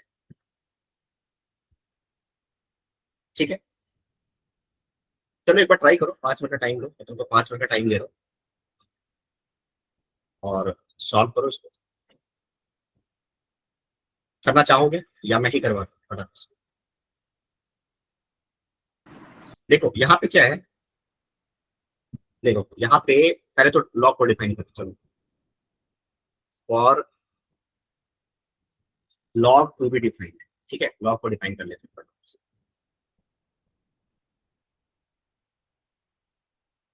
पहला कंडीशन क्या होगा, एक्स पॉजिटिव होना चाहिए, ठीक है, बहुत बढ़िया।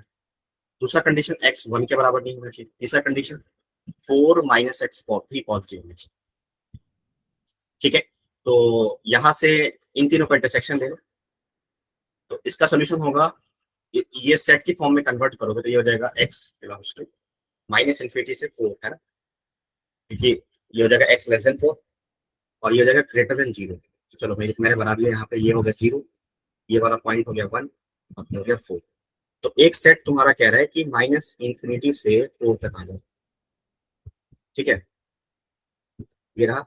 और दूसरा सेट कह रहा है कि 0 से इन्फिनिटी चले जाओ, तो इसको सेट की फॉर्म में क्या लिखेंगे, 0 से इन्फिनिटी। तो दूसरा सेट मैंने बना दिया यहाँ पे 0 से इन्फिनिटी, बट 1 पे ओपन रखना है, ठीक है। तो कॉमन पार्ट कितना आया, कॉमन पार्ट आया हमारा 0 से लेकर के 4 तक, एक्सेप्ट 1 को नहीं है।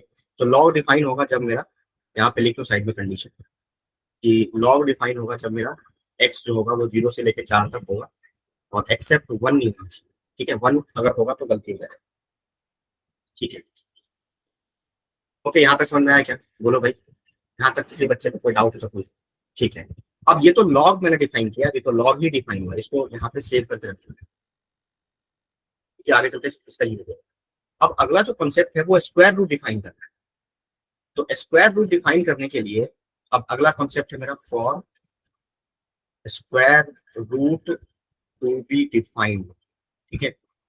यहां से थोड़ा सा मुश्किल है, स्क्वायर रूट को डिफाइन करना है। तो बेसिकली स्क्वायर रूट डिफाइन कब होता है, जब लॉग एक्स, स्क्वायर रूट का अंडर का क्वांटिटी ली था, क्वेश्चन ली था, हाँ ली, this must be greater than or equal to 0, ठीक है। अब ये थोड़ा सा ट्रिकी पार्ट है।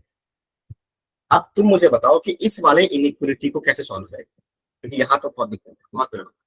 क्योंकि अभी तक जो हमने पीछे सीख के आए थे वो उसमें क्या था कि लॉग का बेस मान लो 2 था तो कांस्टेंट था और कुछ यहाँ पे आर्गुमेंट लिखा हुआ होता था यहाँ पे, और ग्रेटर देन मान लो 0 आ गया, 1 आ गया, कुछ भी आ गया, तो यहाँ से तो सॉल्व करना बहुत आसान होता था। बट इस बार क्या हुआ कि इस बार लॉग का बेस भी वेरिएबल है, तो अब ये थोड़ा इतना आसान केस नहीं है ये। अब तुम लोग मुझे बताओ कि इसको सॉल्व करने का मेरा प्रोसीजर क्या होगा।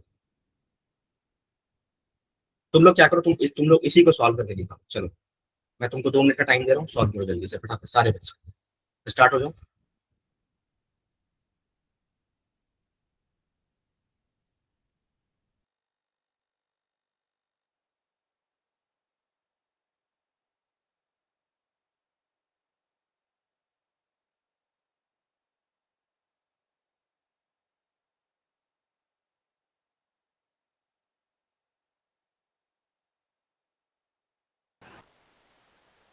और सॉल्व सभी ने करना है, ठीक है, बैठना नहीं है, ये नहीं सोचना कि तुम बैठे हुए। देखो मैथ्स में जितना प्रैक्टिस करोगे उतना अच्छा रहेगा तुम्हारे लिए, मैं पहले ही बताया था। तो मेरा सजेशन यही है कि सारे बच्चे ट्राई प्लीज जरूर करोगे कि कैसे सॉल्व हो क्वेश्चन।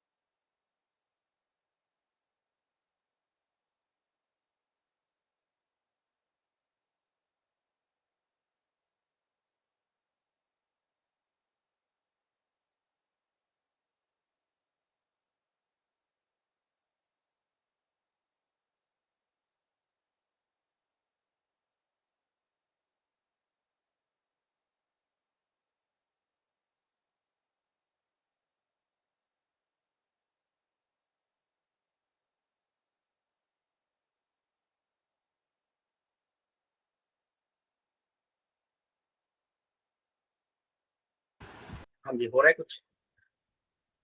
देखो यहाँ पे जो प्रॉब्लम तुम लोग क्या फेस कर रहे होगे, यहाँ पे देखो कल मैं तुमको बताया था, एक चीज और बताया था कि अगर मान लो मैं तुमसे ये क्वेश्चन पूछता हूँ कि लॉग हाफ, और यहाँ पे कुछ लिखा है, मान लो ए लिखा है, कुछ भी रैंडम क्वांटिटी लिखा है, और लेट से ग्रेटर देन 0 लिखा है, तो जब मैं सॉल्व करने बैठूंगा तो क्या सॉल्व करूंगा, ए और यहाँ पे 1/2 के पावर में इसको 0 पे लेके चला जाऊंगा, और अगर बेस अगर 1 से छोटा है तो 0 और 1 के बीच में, तो साइन को पलट दूंगा। याद आ रहा है तुमको? Yes, sir. और अगर मान लिया, हाँ, अगर मान लिया कि यहाँ पे log 2a greater than equal to 0 दिया हो, तो अगर मान लो कि यहाँ पर a ग्रेटर देन, यहाँ पे उसको उठा के लेके आ जाओ, इस बार इनइक्वलिटी के साइन पे कोई फर्क नहीं पड़ेगा, क्यों, यहाँ पे बेस 1 से ग्रेटर, तो 2 की पावर 0। बट यहाँ पर एक्चुअली में तुमको दिख गया, यहाँ पे कांस्टेंट अगर है तो वहां मुझे दिख जाएगा क्लियर कट की बेस 1 से छोटा है कि 1 से मतलब कम है। यहाँ पे x के बारे में क्या ख्याल है? x के बारे में कोई ख्याल ही नहीं है मेरा, क्यों, वो तो x की वैल्यू पे डिपेंड करेगा। तो इसीलिए जब भी ऐसा कोई सिचुएशन फंसे यहाँ पे, तो उस केस में क्या किया करो, केस बना दिया करो। और ऐसा नहीं किसी चैप्टर की बात कर रहा हूँ मैं, परमुटेशन कॉम्बिनेशन में भी कभी भी अगर मान लो म्यूचुअली एक्सक्लूसिव केसेस में, मतलब एक का मतलब डिपेंड हो रहा है दूसरे का, तो म्यूचुअली एक्सक्लूसिव केसेस में कन्वर्ट करने की कोशिश किया करो। तो ये म्यूचुअली एक्सक्लूसिव केसेस हैं सारे के सारे, तुमने वर्ड सुना होगा। तो यहाँ पर भी हम क्या करेंगे, 2 केसेस में ब्रेक करेंगे। क्या करेंगे भाई, देखो, अगर मान लिया कि यहाँ पे 0 और 1 के बीच में है मेरा x, ठीक है, अब क्वेश्चन सॉल्व करना स्टार्ट किया, देन यहाँ पे log x 4 - x greater than equal to 0, ठीक है। अब यहाँ से log मतलब हटाओगे, हटाने मतलब इस x को यहाँ पे लेके जाओगे। तुमको मैं कंडीशन बता चुका हूँ ऑलरेडी, क्या कंडीशन में लगा रखा है, लगाया ये है कि अगर 0 से 1 के बीच में है तो यहाँ से हटाया यहाँ से, तो ये हो जाएगा 4 - x, साइन पलट दो, और ये अपने आप ही x यहाँ पहुंच जाएगा, तो x की पावर 0, वो तो खैर 1 हो जाएगा। हाँ जी, समझ में आ रहा है क्या? तो यहाँ से जो हमारा सॉल्यूशन आया, यहाँ से सॉल्यूशन आया हमारा x ग्रेटर देन और इक्वल्स टू 3 आ गया, अपने आप करके देखना। अच्छा, ये जो हमारा आंसर आया है, ये इस कंडीशन के साथ आया है, तो इसीलिए हम क्या करेंगे, इन दोनों का क्या लेंगे, यस, राइट, यस यस, बहुत बढ़िया। तो ले लो भाई इंटरसेक्शन, तो ये रहा तुम्हारा 0, तो पूरा स्टेप बाय स्टेप चलना ध्यान से। ये हो गया 1 और ये हो गया 3, तो 0 से 1 के बीच में एक इंटरवल, और दूसरा है मेरा 3 से आगे आना। क्या दोनों सेट में कुछ कॉमन आया क्या? जब दोनों सेट में कॉमन नहीं आया, इसका मतलब कि सॉल्यूशन 1, बहुत बढ़िया। सॉल्यूशन 1 क्या आ गया भाई, 5, यस, ठीक है। अभी तो एक केस हुआ है, चलो भाई, तो यहाँ पे हमारी किस्मत अच्छी थी कि 5 आ गया, बट ऐसा हर केस में नहीं होगा। मैं बार बार कह रहा हूँ आपसे कि सॉल्यूशन 1, अब तुमको मैंने थोड़ा हिंट दे दिया है, अब तुम क्या करो, मुझे केस 2 खुद से सॉल्व करके मुझे आंसर बताओ जल्दी जल्दी। चलो भाई स्टार्ट हो जाओ, फिर से हिंट दे दिया मैंने।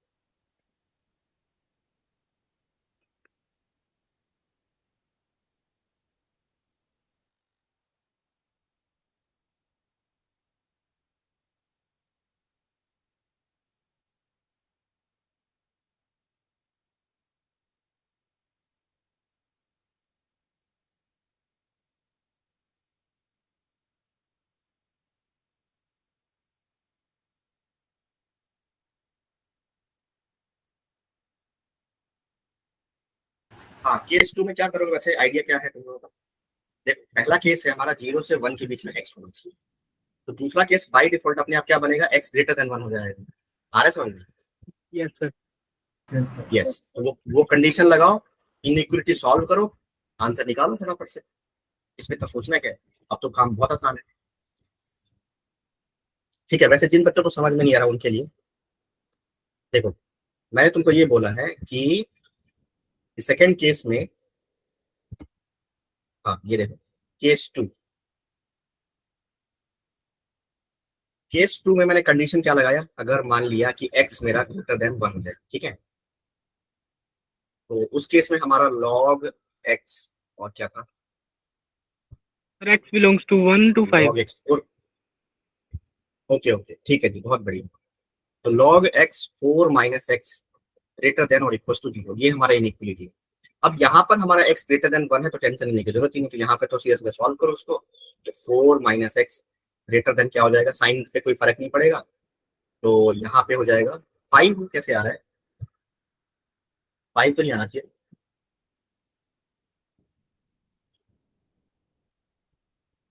यहाँ पे क्या होना चाहिए, देखो यहाँ पे मतलब तुमने कुछ शायद मिस्टेक किया होगा, चेक करो एक बार। यहाँ पे ये था question log x 4 minus x, है ना। तो जब मैंने यहाँ पे सॉल्व किया, यहाँ पे हाँ, तो x को उधर लेके जाओगे और 1 को उधर लेके चले जाओ, तो x क्या हो जाएगा, x तो यहाँ पे ये आ जाएगा लेस देन इक्वल टू 3 आ जाएगा। ठीक है, समझ में आ रहा है क्या? Yes sir. सर थोड़ा सा Okay, अब कैलकुलेशन मिस्टेक। हाँ कोई बात नहीं, लेकिन ध्यान रखना एग्जाम में ऐसी गलती मत करना, तो ये तो बहुत गड़बड़ हो जाएगा। ठीक है, देखो अब मुझे क्या करना है कि मुझे इन दोनों का क्या लेना है, ये वाला सेट और इस वाले का इंटरसेक्शन लेना है। ठीक है, चलो भाई इंटरसेक्शन ले लेते हैं। तो 1 और ये रहा 3, वैसे तो मुझे पता ही आंसर 1 से 3 आ जाएगा, बट खैर एनीवेज जिन बच्चों को समझ में चाहिए, एक कह रहा है 1 से इन्फिनिटी चले जाओ और एक कह रहा है माइनस इन्फिनिटी से 3 तक चले जाओ, तो दोनों में कौन पार्ट इतना आ गया, 1 से 3। तो यहाँ से सॉल्यूशन 2 कितना आ गया, वो आ गया 1 से 3 क्लोज लगा। सही, चलो जी बहुत बढ़िया।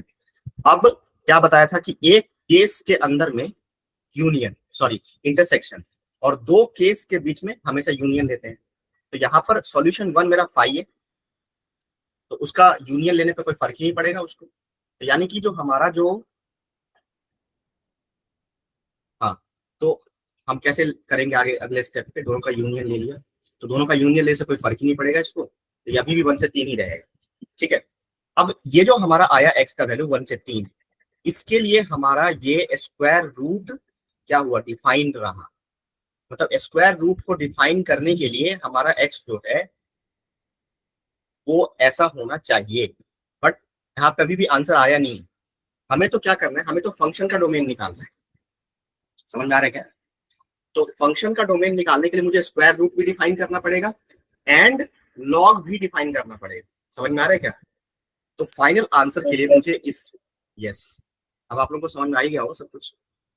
यही सब जो कॉन्सेप्ट है ना, ये बड़ा खतरनाक कॉन्सेप्ट है, ये बच्चों को समझ में आता नहीं है और बच्चे पूरे साल परेशान रहते हैं इंटायर ईयर, क्योंकि उनको ये पता ही नहीं कैसे कहाँ पे यूनियन लेना है, कहाँ पे इंटरसेक्शन लेना है।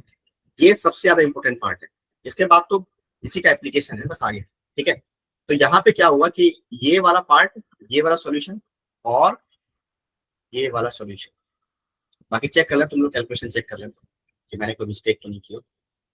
हाँ, इस वाले सॉल्यूशन का क्या लेना पड़ेगा, इंटरसेक्शन लेना पड़ेगा। तो चलो भाई इंटरसेक्शन ले लेते हैं। ये रहा आपका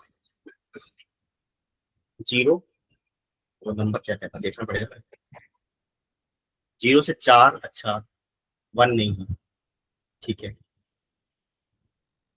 चलो 0 से 4, 1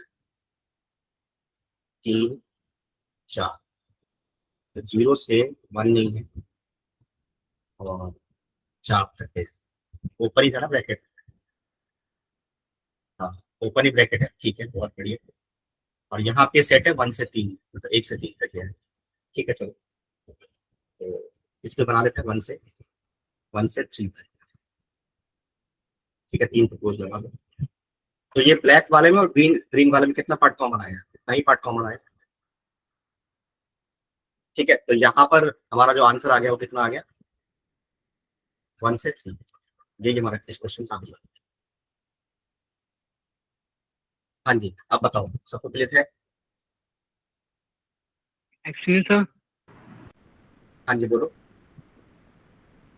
सर ये यूनियन और इंटरसेक्शन वाला सर दोबारा समझा देंगे?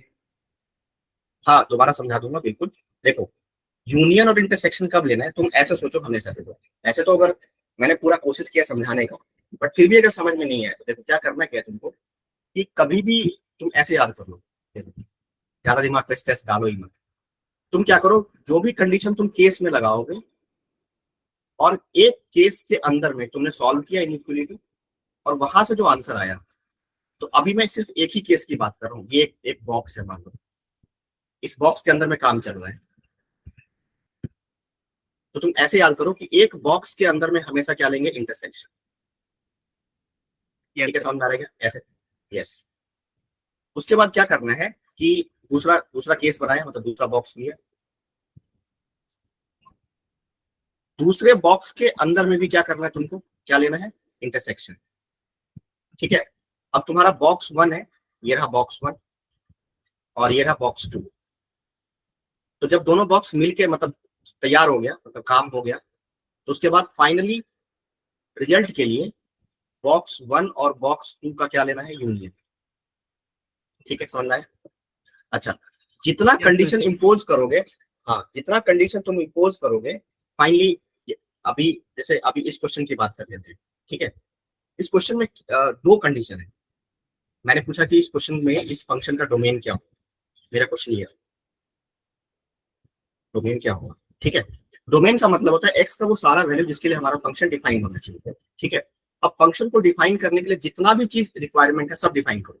जैसे स्क्वायर रूट, यहाँ पे क्या क्या इन्वॉल्व है, स्क्वायर रूट इन्वॉल्व है, फिर लॉग इन्वॉल्व है। तो मैंने क्या किया, यहाँ पे मुझे दोनों चीज डिफाइन करना पड़ेगा। तो पहले मैंने क्या किया, लॉग को डिफाइन किया, तो लॉग पर डेफिनेशन ये आ गया। फिर स्क्वायर रूट को डिफाइन करते टाइम, स्क्वायर रूट को डिफाइन करके ये सॉल्यूशन आया, ये वाला। तो अब फाइनल आंसर के लिए मुझे क्या करना पड़ेगा, आप क्वेश्चन तुम खुद से पूछो कि फंक्शन को डिफाइन होने के लिए स्क्वायर रूट भी डिफाइंड होना चाहिए, लॉग भी डिफाइन होना चाहिए। तो वहां पे एंड आएगा कि और आएगा, इंग्लिश वाला और आएगा कि एंड आएगा। मतलब फंक्शन में कोई भी एक चीज छूट गया, जैसे मान लो मतलब स्क्वायर, अगर किसी बच्चे ने स्क्वायर रूट को डिफाइन कर दिया, ठीक है मान लिया, लेकिन वो लॉग को डिफाइन करना भूल गया, तो क्या वो फंक्शन पूरा डिफाइन रह पाएगा क्या? बिल्कुल नहीं रह पाएगा। यानी कि उस बच्चे के पास ऑप्शन नहीं है, कंडीशन है।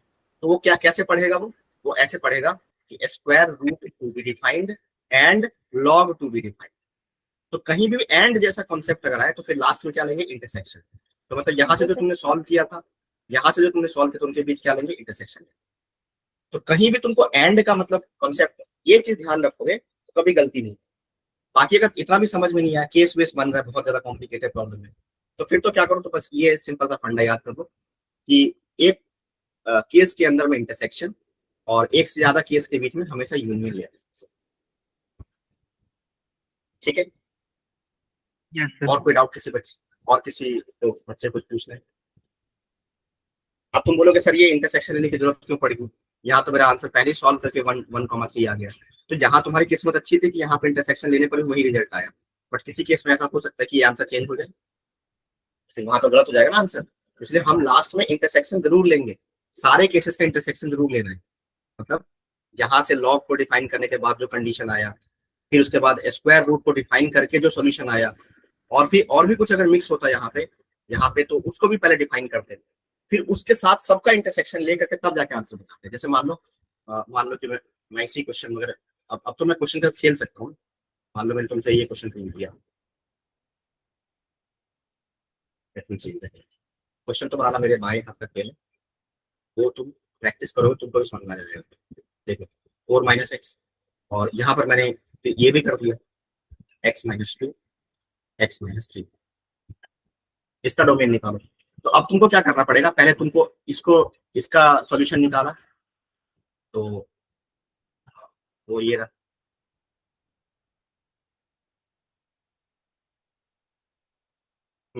वो ये रहा, ये सॉल्यूशन आया। और फिर उसके बाद क्या करोगे, सॉरी हाँ, उसके बाद क्या करोगे कि ये वाला जो चीज है ना, ये अब इस वाले स्क्वायर रूट को भी डिफाइन करोगे।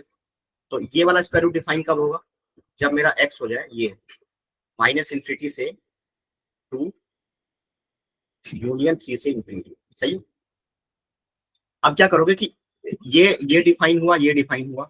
अब लास्ट में फाइनल आंसर के लिए मुझे तो पूरे फंक्शन का डोमेन बताना है, तो मैं लास्ट में आंसर के लिए क्या करूंगा, ये वाला चीज और ये वाला चीज, इन दोनों का इंटरसेक्शन लेंगे फाइनली। सॉरी, ये वाला, इन दोनों का इंटरसेक्शन लेंगे, तो जाकर के फाइनल आंसर आएगा। आई होप समझ में आ गया होगा। मेरे हिसाब से अब कोई दिक्कत नहीं होनी चाहिए। ठीक है, समझ में आया क्या? हाँ जी, बता दो जल्दी से, यस सर। मुझे फाइनल बता Yes, दो। sir. ठीक है, तो अब बाकी क्वेश्चन में कैसे ही मॉडिफाई कर दे वो कोई फर्क नहीं पड़ने वाला। ठीक है, क्वेश्चन कैसे ही मॉडिफाई करे, बेसिकली तुम तो ऐसे याद कर लो कि जैसे मान लो कि कभी भी तुमसे कोई क्वेश्चन पूछे, तुम ये चीज याद कर लो। डोमेन कैसे निकालते हैं, जैसे मान लो मेरे पास एक फंक्शन है एफ और दूसरा फंक्शन है जी। अच्छा, सिर्फ दो ही फंक्शन क्यों लेना, बहुत सारे फंक्शन ले लो। तो मान लिया कि f1 plus minus f2 plus minus f3 है ना, एंड सो ऑन।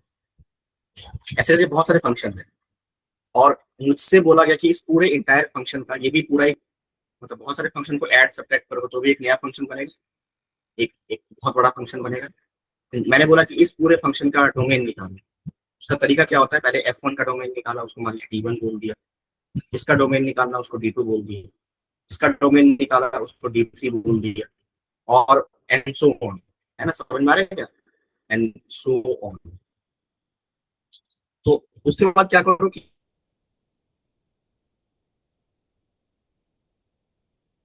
सबका इंटरसेक्शन लेते चलेंगे, मतलब इंडिविजुअली डिफाइन करो और सबका इंटरसेक्शन ले लो। जैसे f इंटू जी प्रोडक्ट में है तो भी कोई टेंशन लेने की जरूरत नहीं है। मतलब मेरे कहने का पर्पस ये है कि तुम क्या करोगे, इसका डोमेन निकाला पहले d1, फिर इसका डोमेन निकाला d2, और दोनों का क्या ले लिया, इंटरसेक्शन। बताओ, यहाँ पे इंटरसेक्शन ही लेना है, यहाँ पे यूनियन लेने का कोई सवाल ही पैदा नहीं होता। क्यों? क्योंकि यहाँ पर बेसिकली कंडीशन आ रहा है ना कि ये भी डिफाइन होना चाहिए एंड ये भी डिफाइन होना चाहिए। यहाँ पर हमारे पास ऑप्शन नहीं है, यहाँ पे थोड़ी ना बोलेंगे भैया एफ डिफाइन हो गया हम घर चले गए, जी कुछ भी होता रहे। समझ में आ रहा है क्या? मतलब ऐसे थोड़ी बोलेंगे कि भैया एफ को डिफाइन कर दो बाकी जी कुछ भी होता रहे, कोई मतलब नहीं है। ऐसा थोड़ी बोलेंगे जी डिफाइन हो गया एफ कुछ भी होता रहे, कोई मतलब नहीं है। मुझे तो क्या करना पड़ेगा, पूरे फंक्शन का, इंटायर फंक्शन का डोमेन निकालना है, तो एफ को भी डिफाइन करना पड़ेगा एंड जी को भी डिफाइन करना पड़ेगा। दैट्स व्हाई यहाँ पर एफ का डोमेन निकालेंगे, जी का डोमेन निकालेंगे, और दोनों का इंटरसेक्शन लेंगे। एंड वाला कॉन्सेप्ट आना है, एंड वाला, ये वाला कॉन्सेप्ट आना। ठीक है, एम आई राइट? ठीक है, चलो अगर मान लो कि बच्चे मेरे से पूछे कि सर एफ अपॉन जी अगर हो तो उसमें वही सेम करना है, इसका डोमेन d1 निकालो, इसका डोमेन d2 निकालो, और दोनों क्या ले लो, इंटरसेक्शन।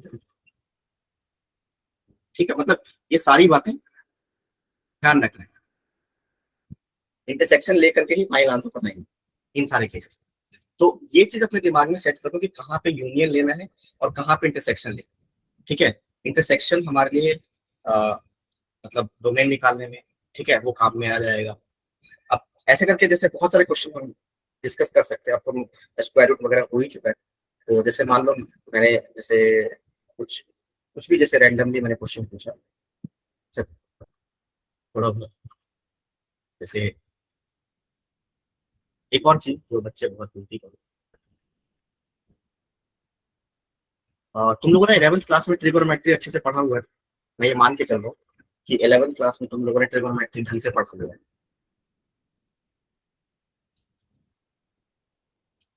ठीक है, आता सभी बच्चों को ट्रिगोनोमेट्री अच्छे से? हाँ जी, बता दो जल्दी से। ठीक है, ओके। मान लो मैं तुमसे क्वेश्चन पूछा कि f of x equal to 1/1 cos x। ठीक है, ये एक फंक्शन दिया हुआ है को, मैंने पूछा कि इस फंक्शन का डोमेन क्या होगा, what is the domain of this function. तो तुम्हारा आंसर क्या होगा, आइए बताओ जल्दी से, डोमेन क्या होगा? 0 to पाई। 0 से पाई कैसे होगा?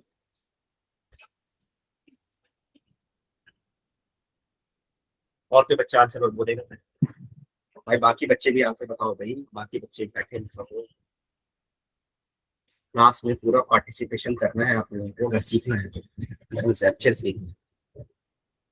और मैं पूरी कोशिश करूंगा कि इन एक हफ्तों में आपका जितना ज्यादा से ज्यादा सिखा सकूं मैं आपको। तो इसीलिए हाँ भाई, बाकी बच्चे बताओगे आंसर। 0 to पाई होगा सर। 0 से पाई क्यों होगा बेटा? पहले ये मुझे बताओ कि कॉस का डोमेन क्या होता है? डोमेन समझ में आता है ना, कॉस कहाँ कहाँ पे डिफाइन होता है? कॉस का डोमेन क्या होता है, साइन का डोमेन क्या होता है, सब पता है तुम लोगों को? ट्रिगोनोमेट्री में 11th क्लास में पढ़ा हुआ है क्या ये सब चीज? Yes sir. चलो खैर, मुझे लगता है कि चलो खैर रहने दो इसको। चलो मैं तो मतलब 1-2 क्लास के बाद ही मैं तुमको ट्रिग्नोमेट्रिकल फंक्शन अगर आप भी सिखाना चलो, तो आई होप तुमको दिक्कत नहीं होगी। अभी तुम छोड़ दो इस क्वेश्चन को, चलो अभी मैं इस पॉइंट को डिलीट कर देता हूँ, ठीक है। चलो दूसरा क्वेश्चन, चलो सिंपल सा, इसका बताओ।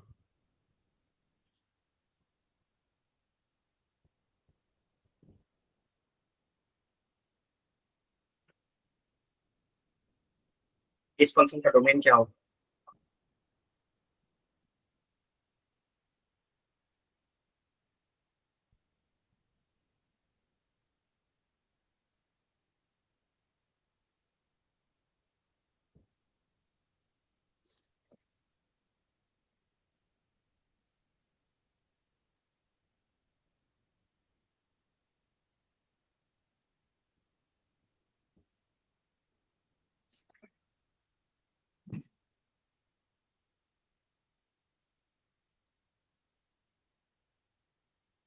हाँ जी बोलो भाई, हमें नाम लेके बुलाना पड़ेगा तेरे को। कौन कौन सा बच्चा बताना चाहते हैं, जल्दी बताओ भाई। सुरिंदर बताओ भाई, शानू गोयल, कशिश,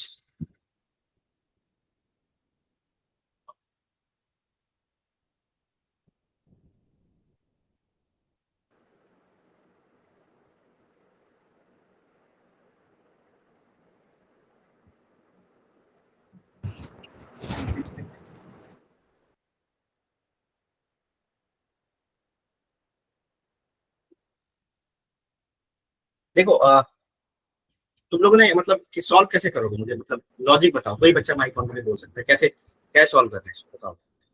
क्या रहेगा प्रोसीजर, लाइन ऑफ थिंकिंग क्या रहेगा?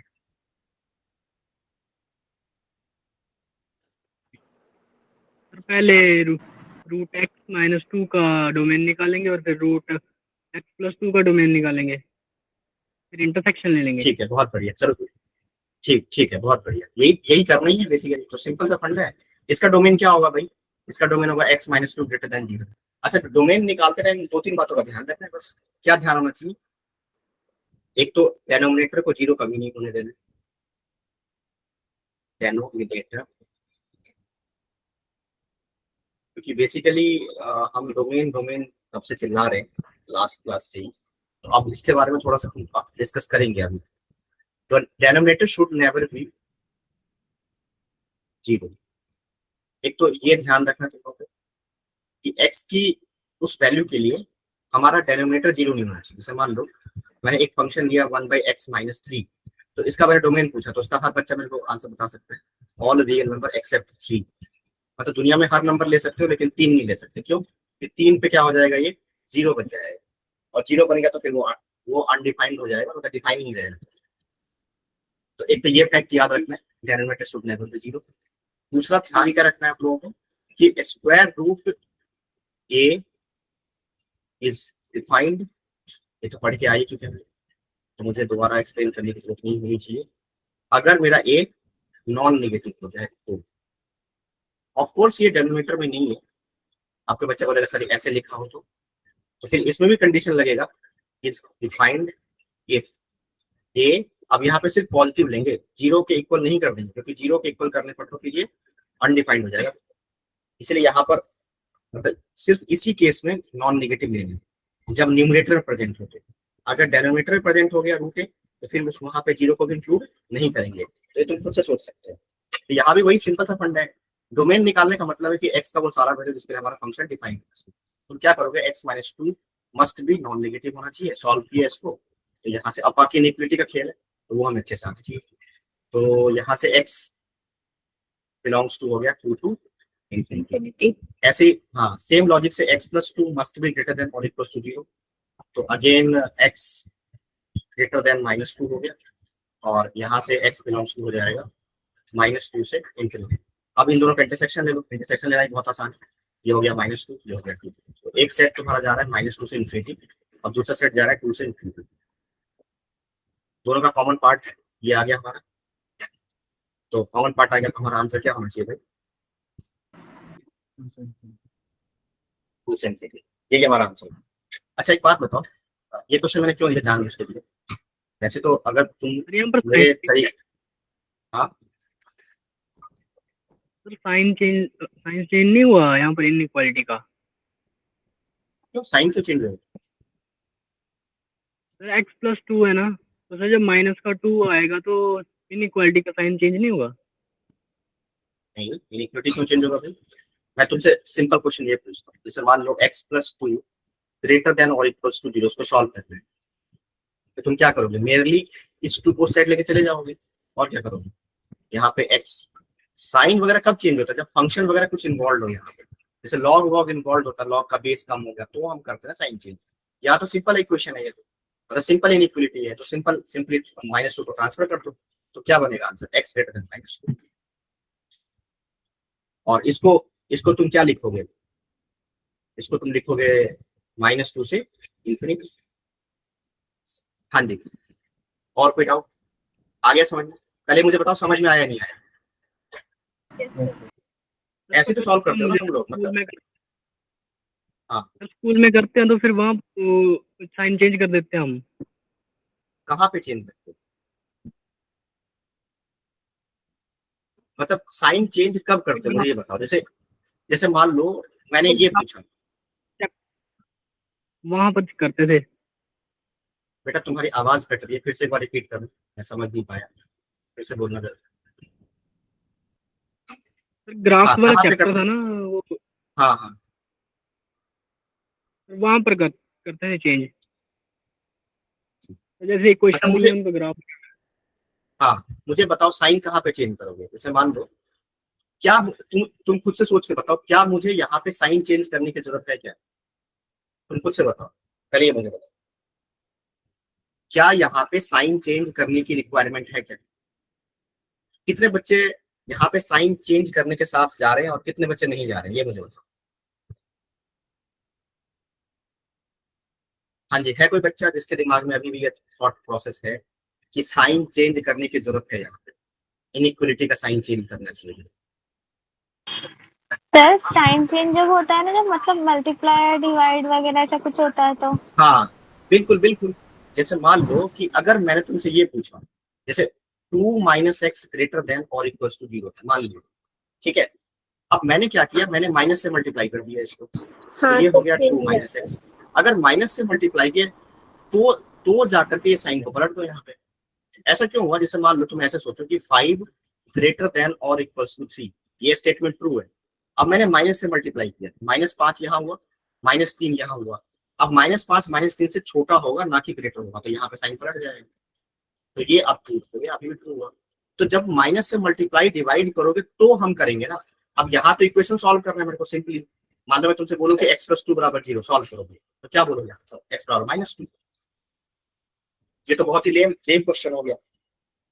मान लो कि अब मैं तुमसे पूछता हूँ कि x + 2 सेम लॉजिक से ग्रेटर देन 0, मतलब यहाँ पे क्या करना है? सिंपली मैं तुमसे पूछता हूँ x - 3 ग्रेटर देन 0, क्या करते हो? सॉल्व करने का तरीका क्या होता है तुम्हारा? x - 3 को उधर लेके चले जाओ, बस बात खत्म, वहीं पे खत्म। तो साइन क्यों चेंज करोगे? ऐसे यहाँ पे +2 को उधर लेके चले जाओ, साइन क्यों चेंज करोगे भाई? Not necessary. ठीक है, आई होप आपको समझ में आ गया हो। yes, sir. मतलब देखो, अगर तुम्हारे मन में कंफ्यूजन है तो मुझे बता देना भाई एक बार में, क्योंकि मैं ये मान के चल रहा हूँ कि तुम लोग को इनइक्वालिटी अच्छे से आता है, ठीक है, तो इसलिए मैं फटाफट से लिख दे रहा हूँ। और नहीं आता तो वो भी कंफर्म बता दो, तो मैं एक क्लास में, खैर टाइम तो खैर कम ही है मेरे पास, बट एक क्लास में ऐसा होगा कि मैं इनइक्वालिटी पूरा कवर करवा दूंगा।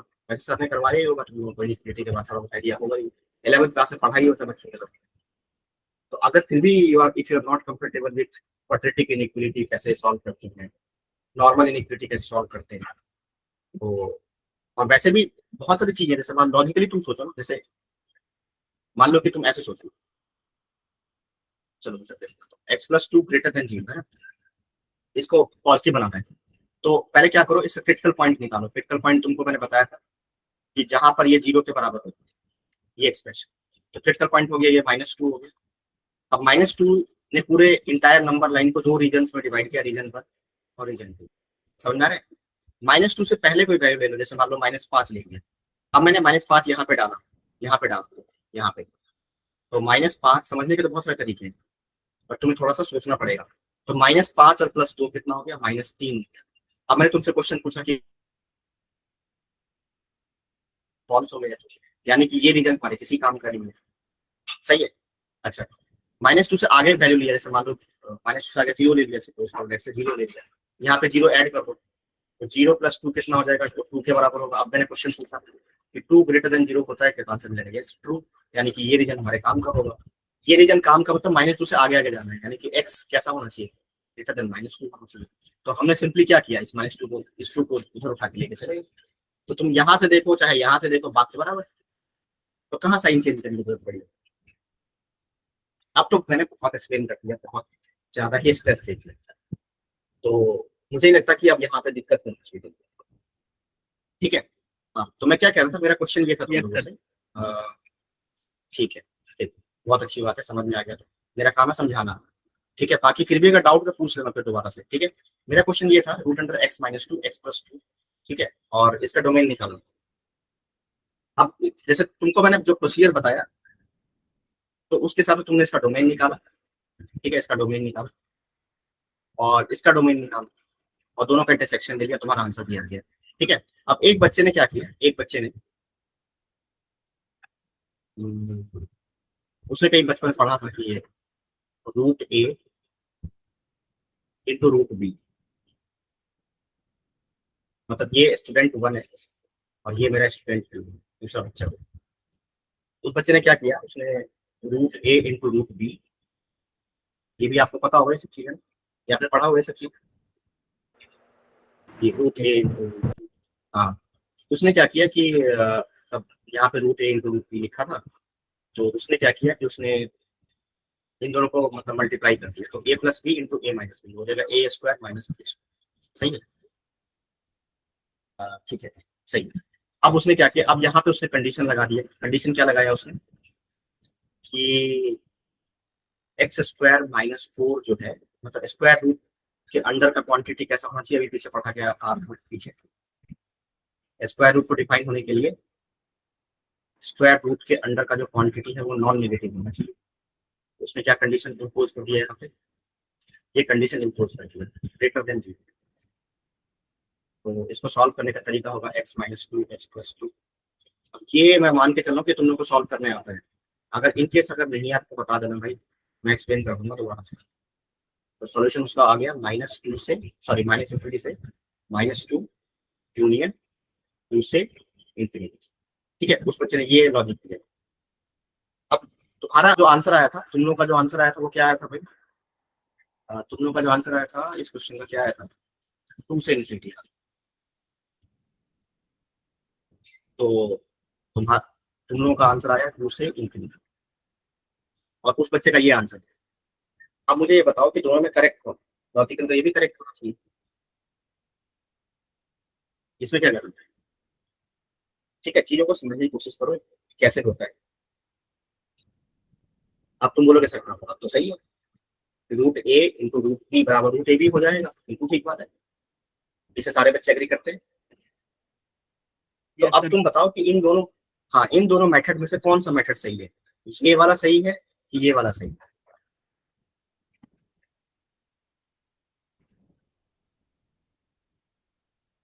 अब क्या है, तो फंस गए बस।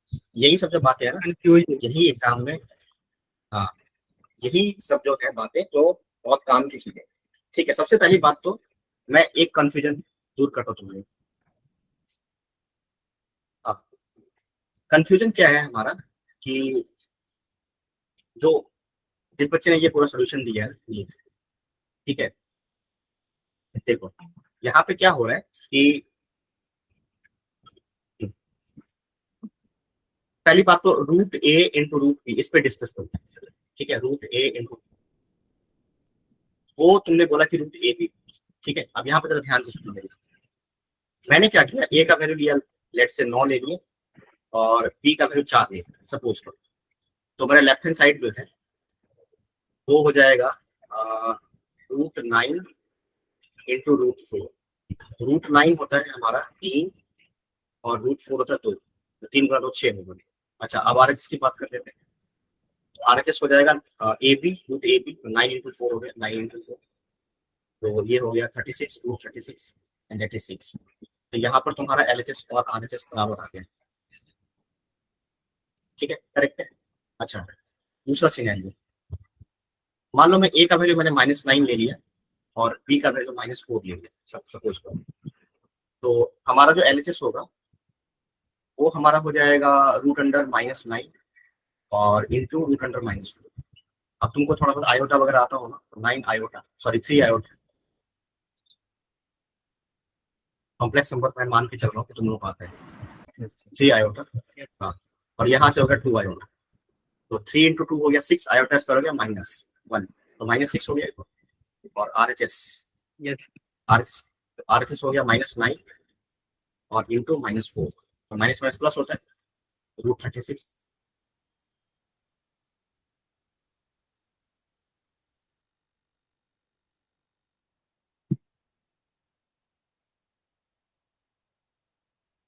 आवाज कट गई आपकी। सॉरी, हाँ अभी आ रही है आवाज क्लियर? एम आई ऑडियो? Yes sir. हाँ, तो यहाँ तुमने क्या देखा कि यहाँ पे LHS और RHS दोनों बराबर नहीं है, ये तुमको दिख गया हुआ यहाँ से। तो इसका मतलब कि ये जो तुमने पढ़ा हुआ है ना, √a इंटू √b बराबर √ab, ये हमेशा ट्रू नहीं होता। ये ट्रू कब होगा? It is true if at least one out of A and B must be non-negative। ये हमें ध्यान रखना है, A और B में से कोई भी एक कम से कम नॉन नेगेटिव होना चाहिए, तभी जाकर के रिजल्ट होल्ड करेगा। अब यहाँ पर क्या हुआ इस क्वेश्चन में, तो ये मैंने पूरा एक्सप्लेन क्यों किया, इसके कारण मतलब बहुत सारे बच्चे गलती करते हैं, ये यही काम करते हैं। मैं इन दोनों को मिला तभी सकता हूँ जब मेरे को पता हो कि दोनों में से कम एक नॉन नेगेटिव। अब मुझे कैसे पता कि ये नॉन नेगेटिव है, ये नॉन नेगेटिव है? तो डिपेंड करेगा ना एक्स की वैल्यू क्या है, एक्स की वैल्यू क्या है उस बात पर डिपेंड करेगा कि वो नेगेटिव मतलब पॉजिटिव है कि नेगेटिव। तो दैट्स वाई मैं यहाँ पे इन दोनों को मिला नहीं सकता। तो और दूसरा हमें गलती से बचने के लिए, मतलब ये वाला तो पूरा गलत है, ये वाला तो पूरा गलत है, दूसरा गलती से बचने के लिए जो मैंने सिखाया है, कभी भी डोमेन अगर निकालना हो तो जिस फॉर्मेट में तुम्हारा फंक्शन दिया हुआ है उसी फॉर्मेट में निकालने की कोशिश करनी चाहिए, उसको अपने मन से मैनिपुलेट नहीं करेंगे। समझ में आ रहा है? मैनिपुलेट अगर करेंगे तो वहां पर ध्यान, अगर किसी बच्चे ने इसको मैनिपुलेट कर दिया, मैनिपुलेट करके यहाँ पहुंच गया तो गलती हो जाएगा, आंसर बता जाएगा। तो इसीलिए गलती से बचने के लिए हम ये वाला काम नहीं करेंगे। समझ में आ रहा है? जिस फॉर्मेट में दिया हुआ है क्वेश्चन उसी फॉर्मेट में सॉल्व करने की कोशिश करो। और इवन इफ मैनिपुलेट करने की जरूरत भी पड़ जाए, जैसे मान लो, जैसे सपोज करो कि मान लो कि एक फंक्शन दिया मैंने f of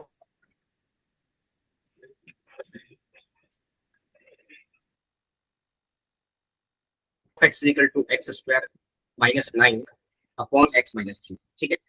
तो तुम क्या करोगे यहाँ पे माइनस, समझ में आ रहा है? अब मैंने क्या किया, इन दोनों को कैंसिल कर दिया, कर सकते हैं कैंसिल, पर 10th क्लास में तो चल जाएगा, 10th क्लास में बहुत आसान था कि डायरेक्ट कैंसिल कर दिया। 11th क्लास में अगर ये मैनिपुलेशन हो गया, फंक्शन हमारा इस फॉर्मेट में गिवन था बट इसको मैनिपुलेट किया, तो मैनिपुलेट करने के लिए करेंगे, लेकिन थोड़ा कंडीशन भी यहाँ पे इम्पोज करना पड़ेगा। क्या कि ये दोनों कैंसिल तभी हो पाएगा जब x का वैल्यू 3 के बराबर ना हो। समझ में आ रहा है? ये छोटी छोटी बातें ध्यान रखना है। हाँ, क्यों? क्योंकि अगर मैंने x का वैल्यू 3 ले लिया तो फिर तो डिनोमिनेटर 0 हो जाएगा, और डिनोमिनेटर 0 होगा तो फिर तो अनडिफाइंड हो जाएगा। तो मतलब मैं अगर चाहूँ तो इस फंक्शन को ऐसे डिफाइन कर सकता हूँ कि f of x बराबर क्या लिखूंगा, x + 3 and x is not equal to 3। तो ये दोनों फंक्शन अब एक ही टाइप का फंक्शन हो गया। अब ये मैनिपुलेशन, इस तरह का मैनिपुलेशन कर सकते हो। समझ में आ रहा है? तो मैनिपुलेट अगर करोगे भी तो वहां पे भी दिमाग लगाए करना है, ये नहीं कि जो मन में लिख दिया, जैसे यहाँ पे बिना कुछ सोचे समझे दोनों को मर्ज कर दिया, और ये गलती बहुत होती है, बहुत करते हैं बच्चे। ठीक है, इसको आपको समझ में आ गया होगा? पूछना किसी को कोई डाउट है तो बता दो। No sir. हाँ जी, बता दो भाई। ओके, चलो ठीक है, फिर तो आपका टाइम हो गया, तो फिर मिलते हैं नेक्स्ट क्लास में। बाकी मैं नोट शेयर कर देता हूँ आप लोगों को, ठीक है? Thank you. तो ओके बेटा, thank you. Bye sir. Thank you sir. Thank you sir, bye sir. Welcome, bye सभी लोगों को, मिलते हैं नेक्स्ट क्लास में। ओके, बाकी रिवाइज करना है अच्छे से आप लोगों को, सभी बच्चों, ठीक है? Okay sir.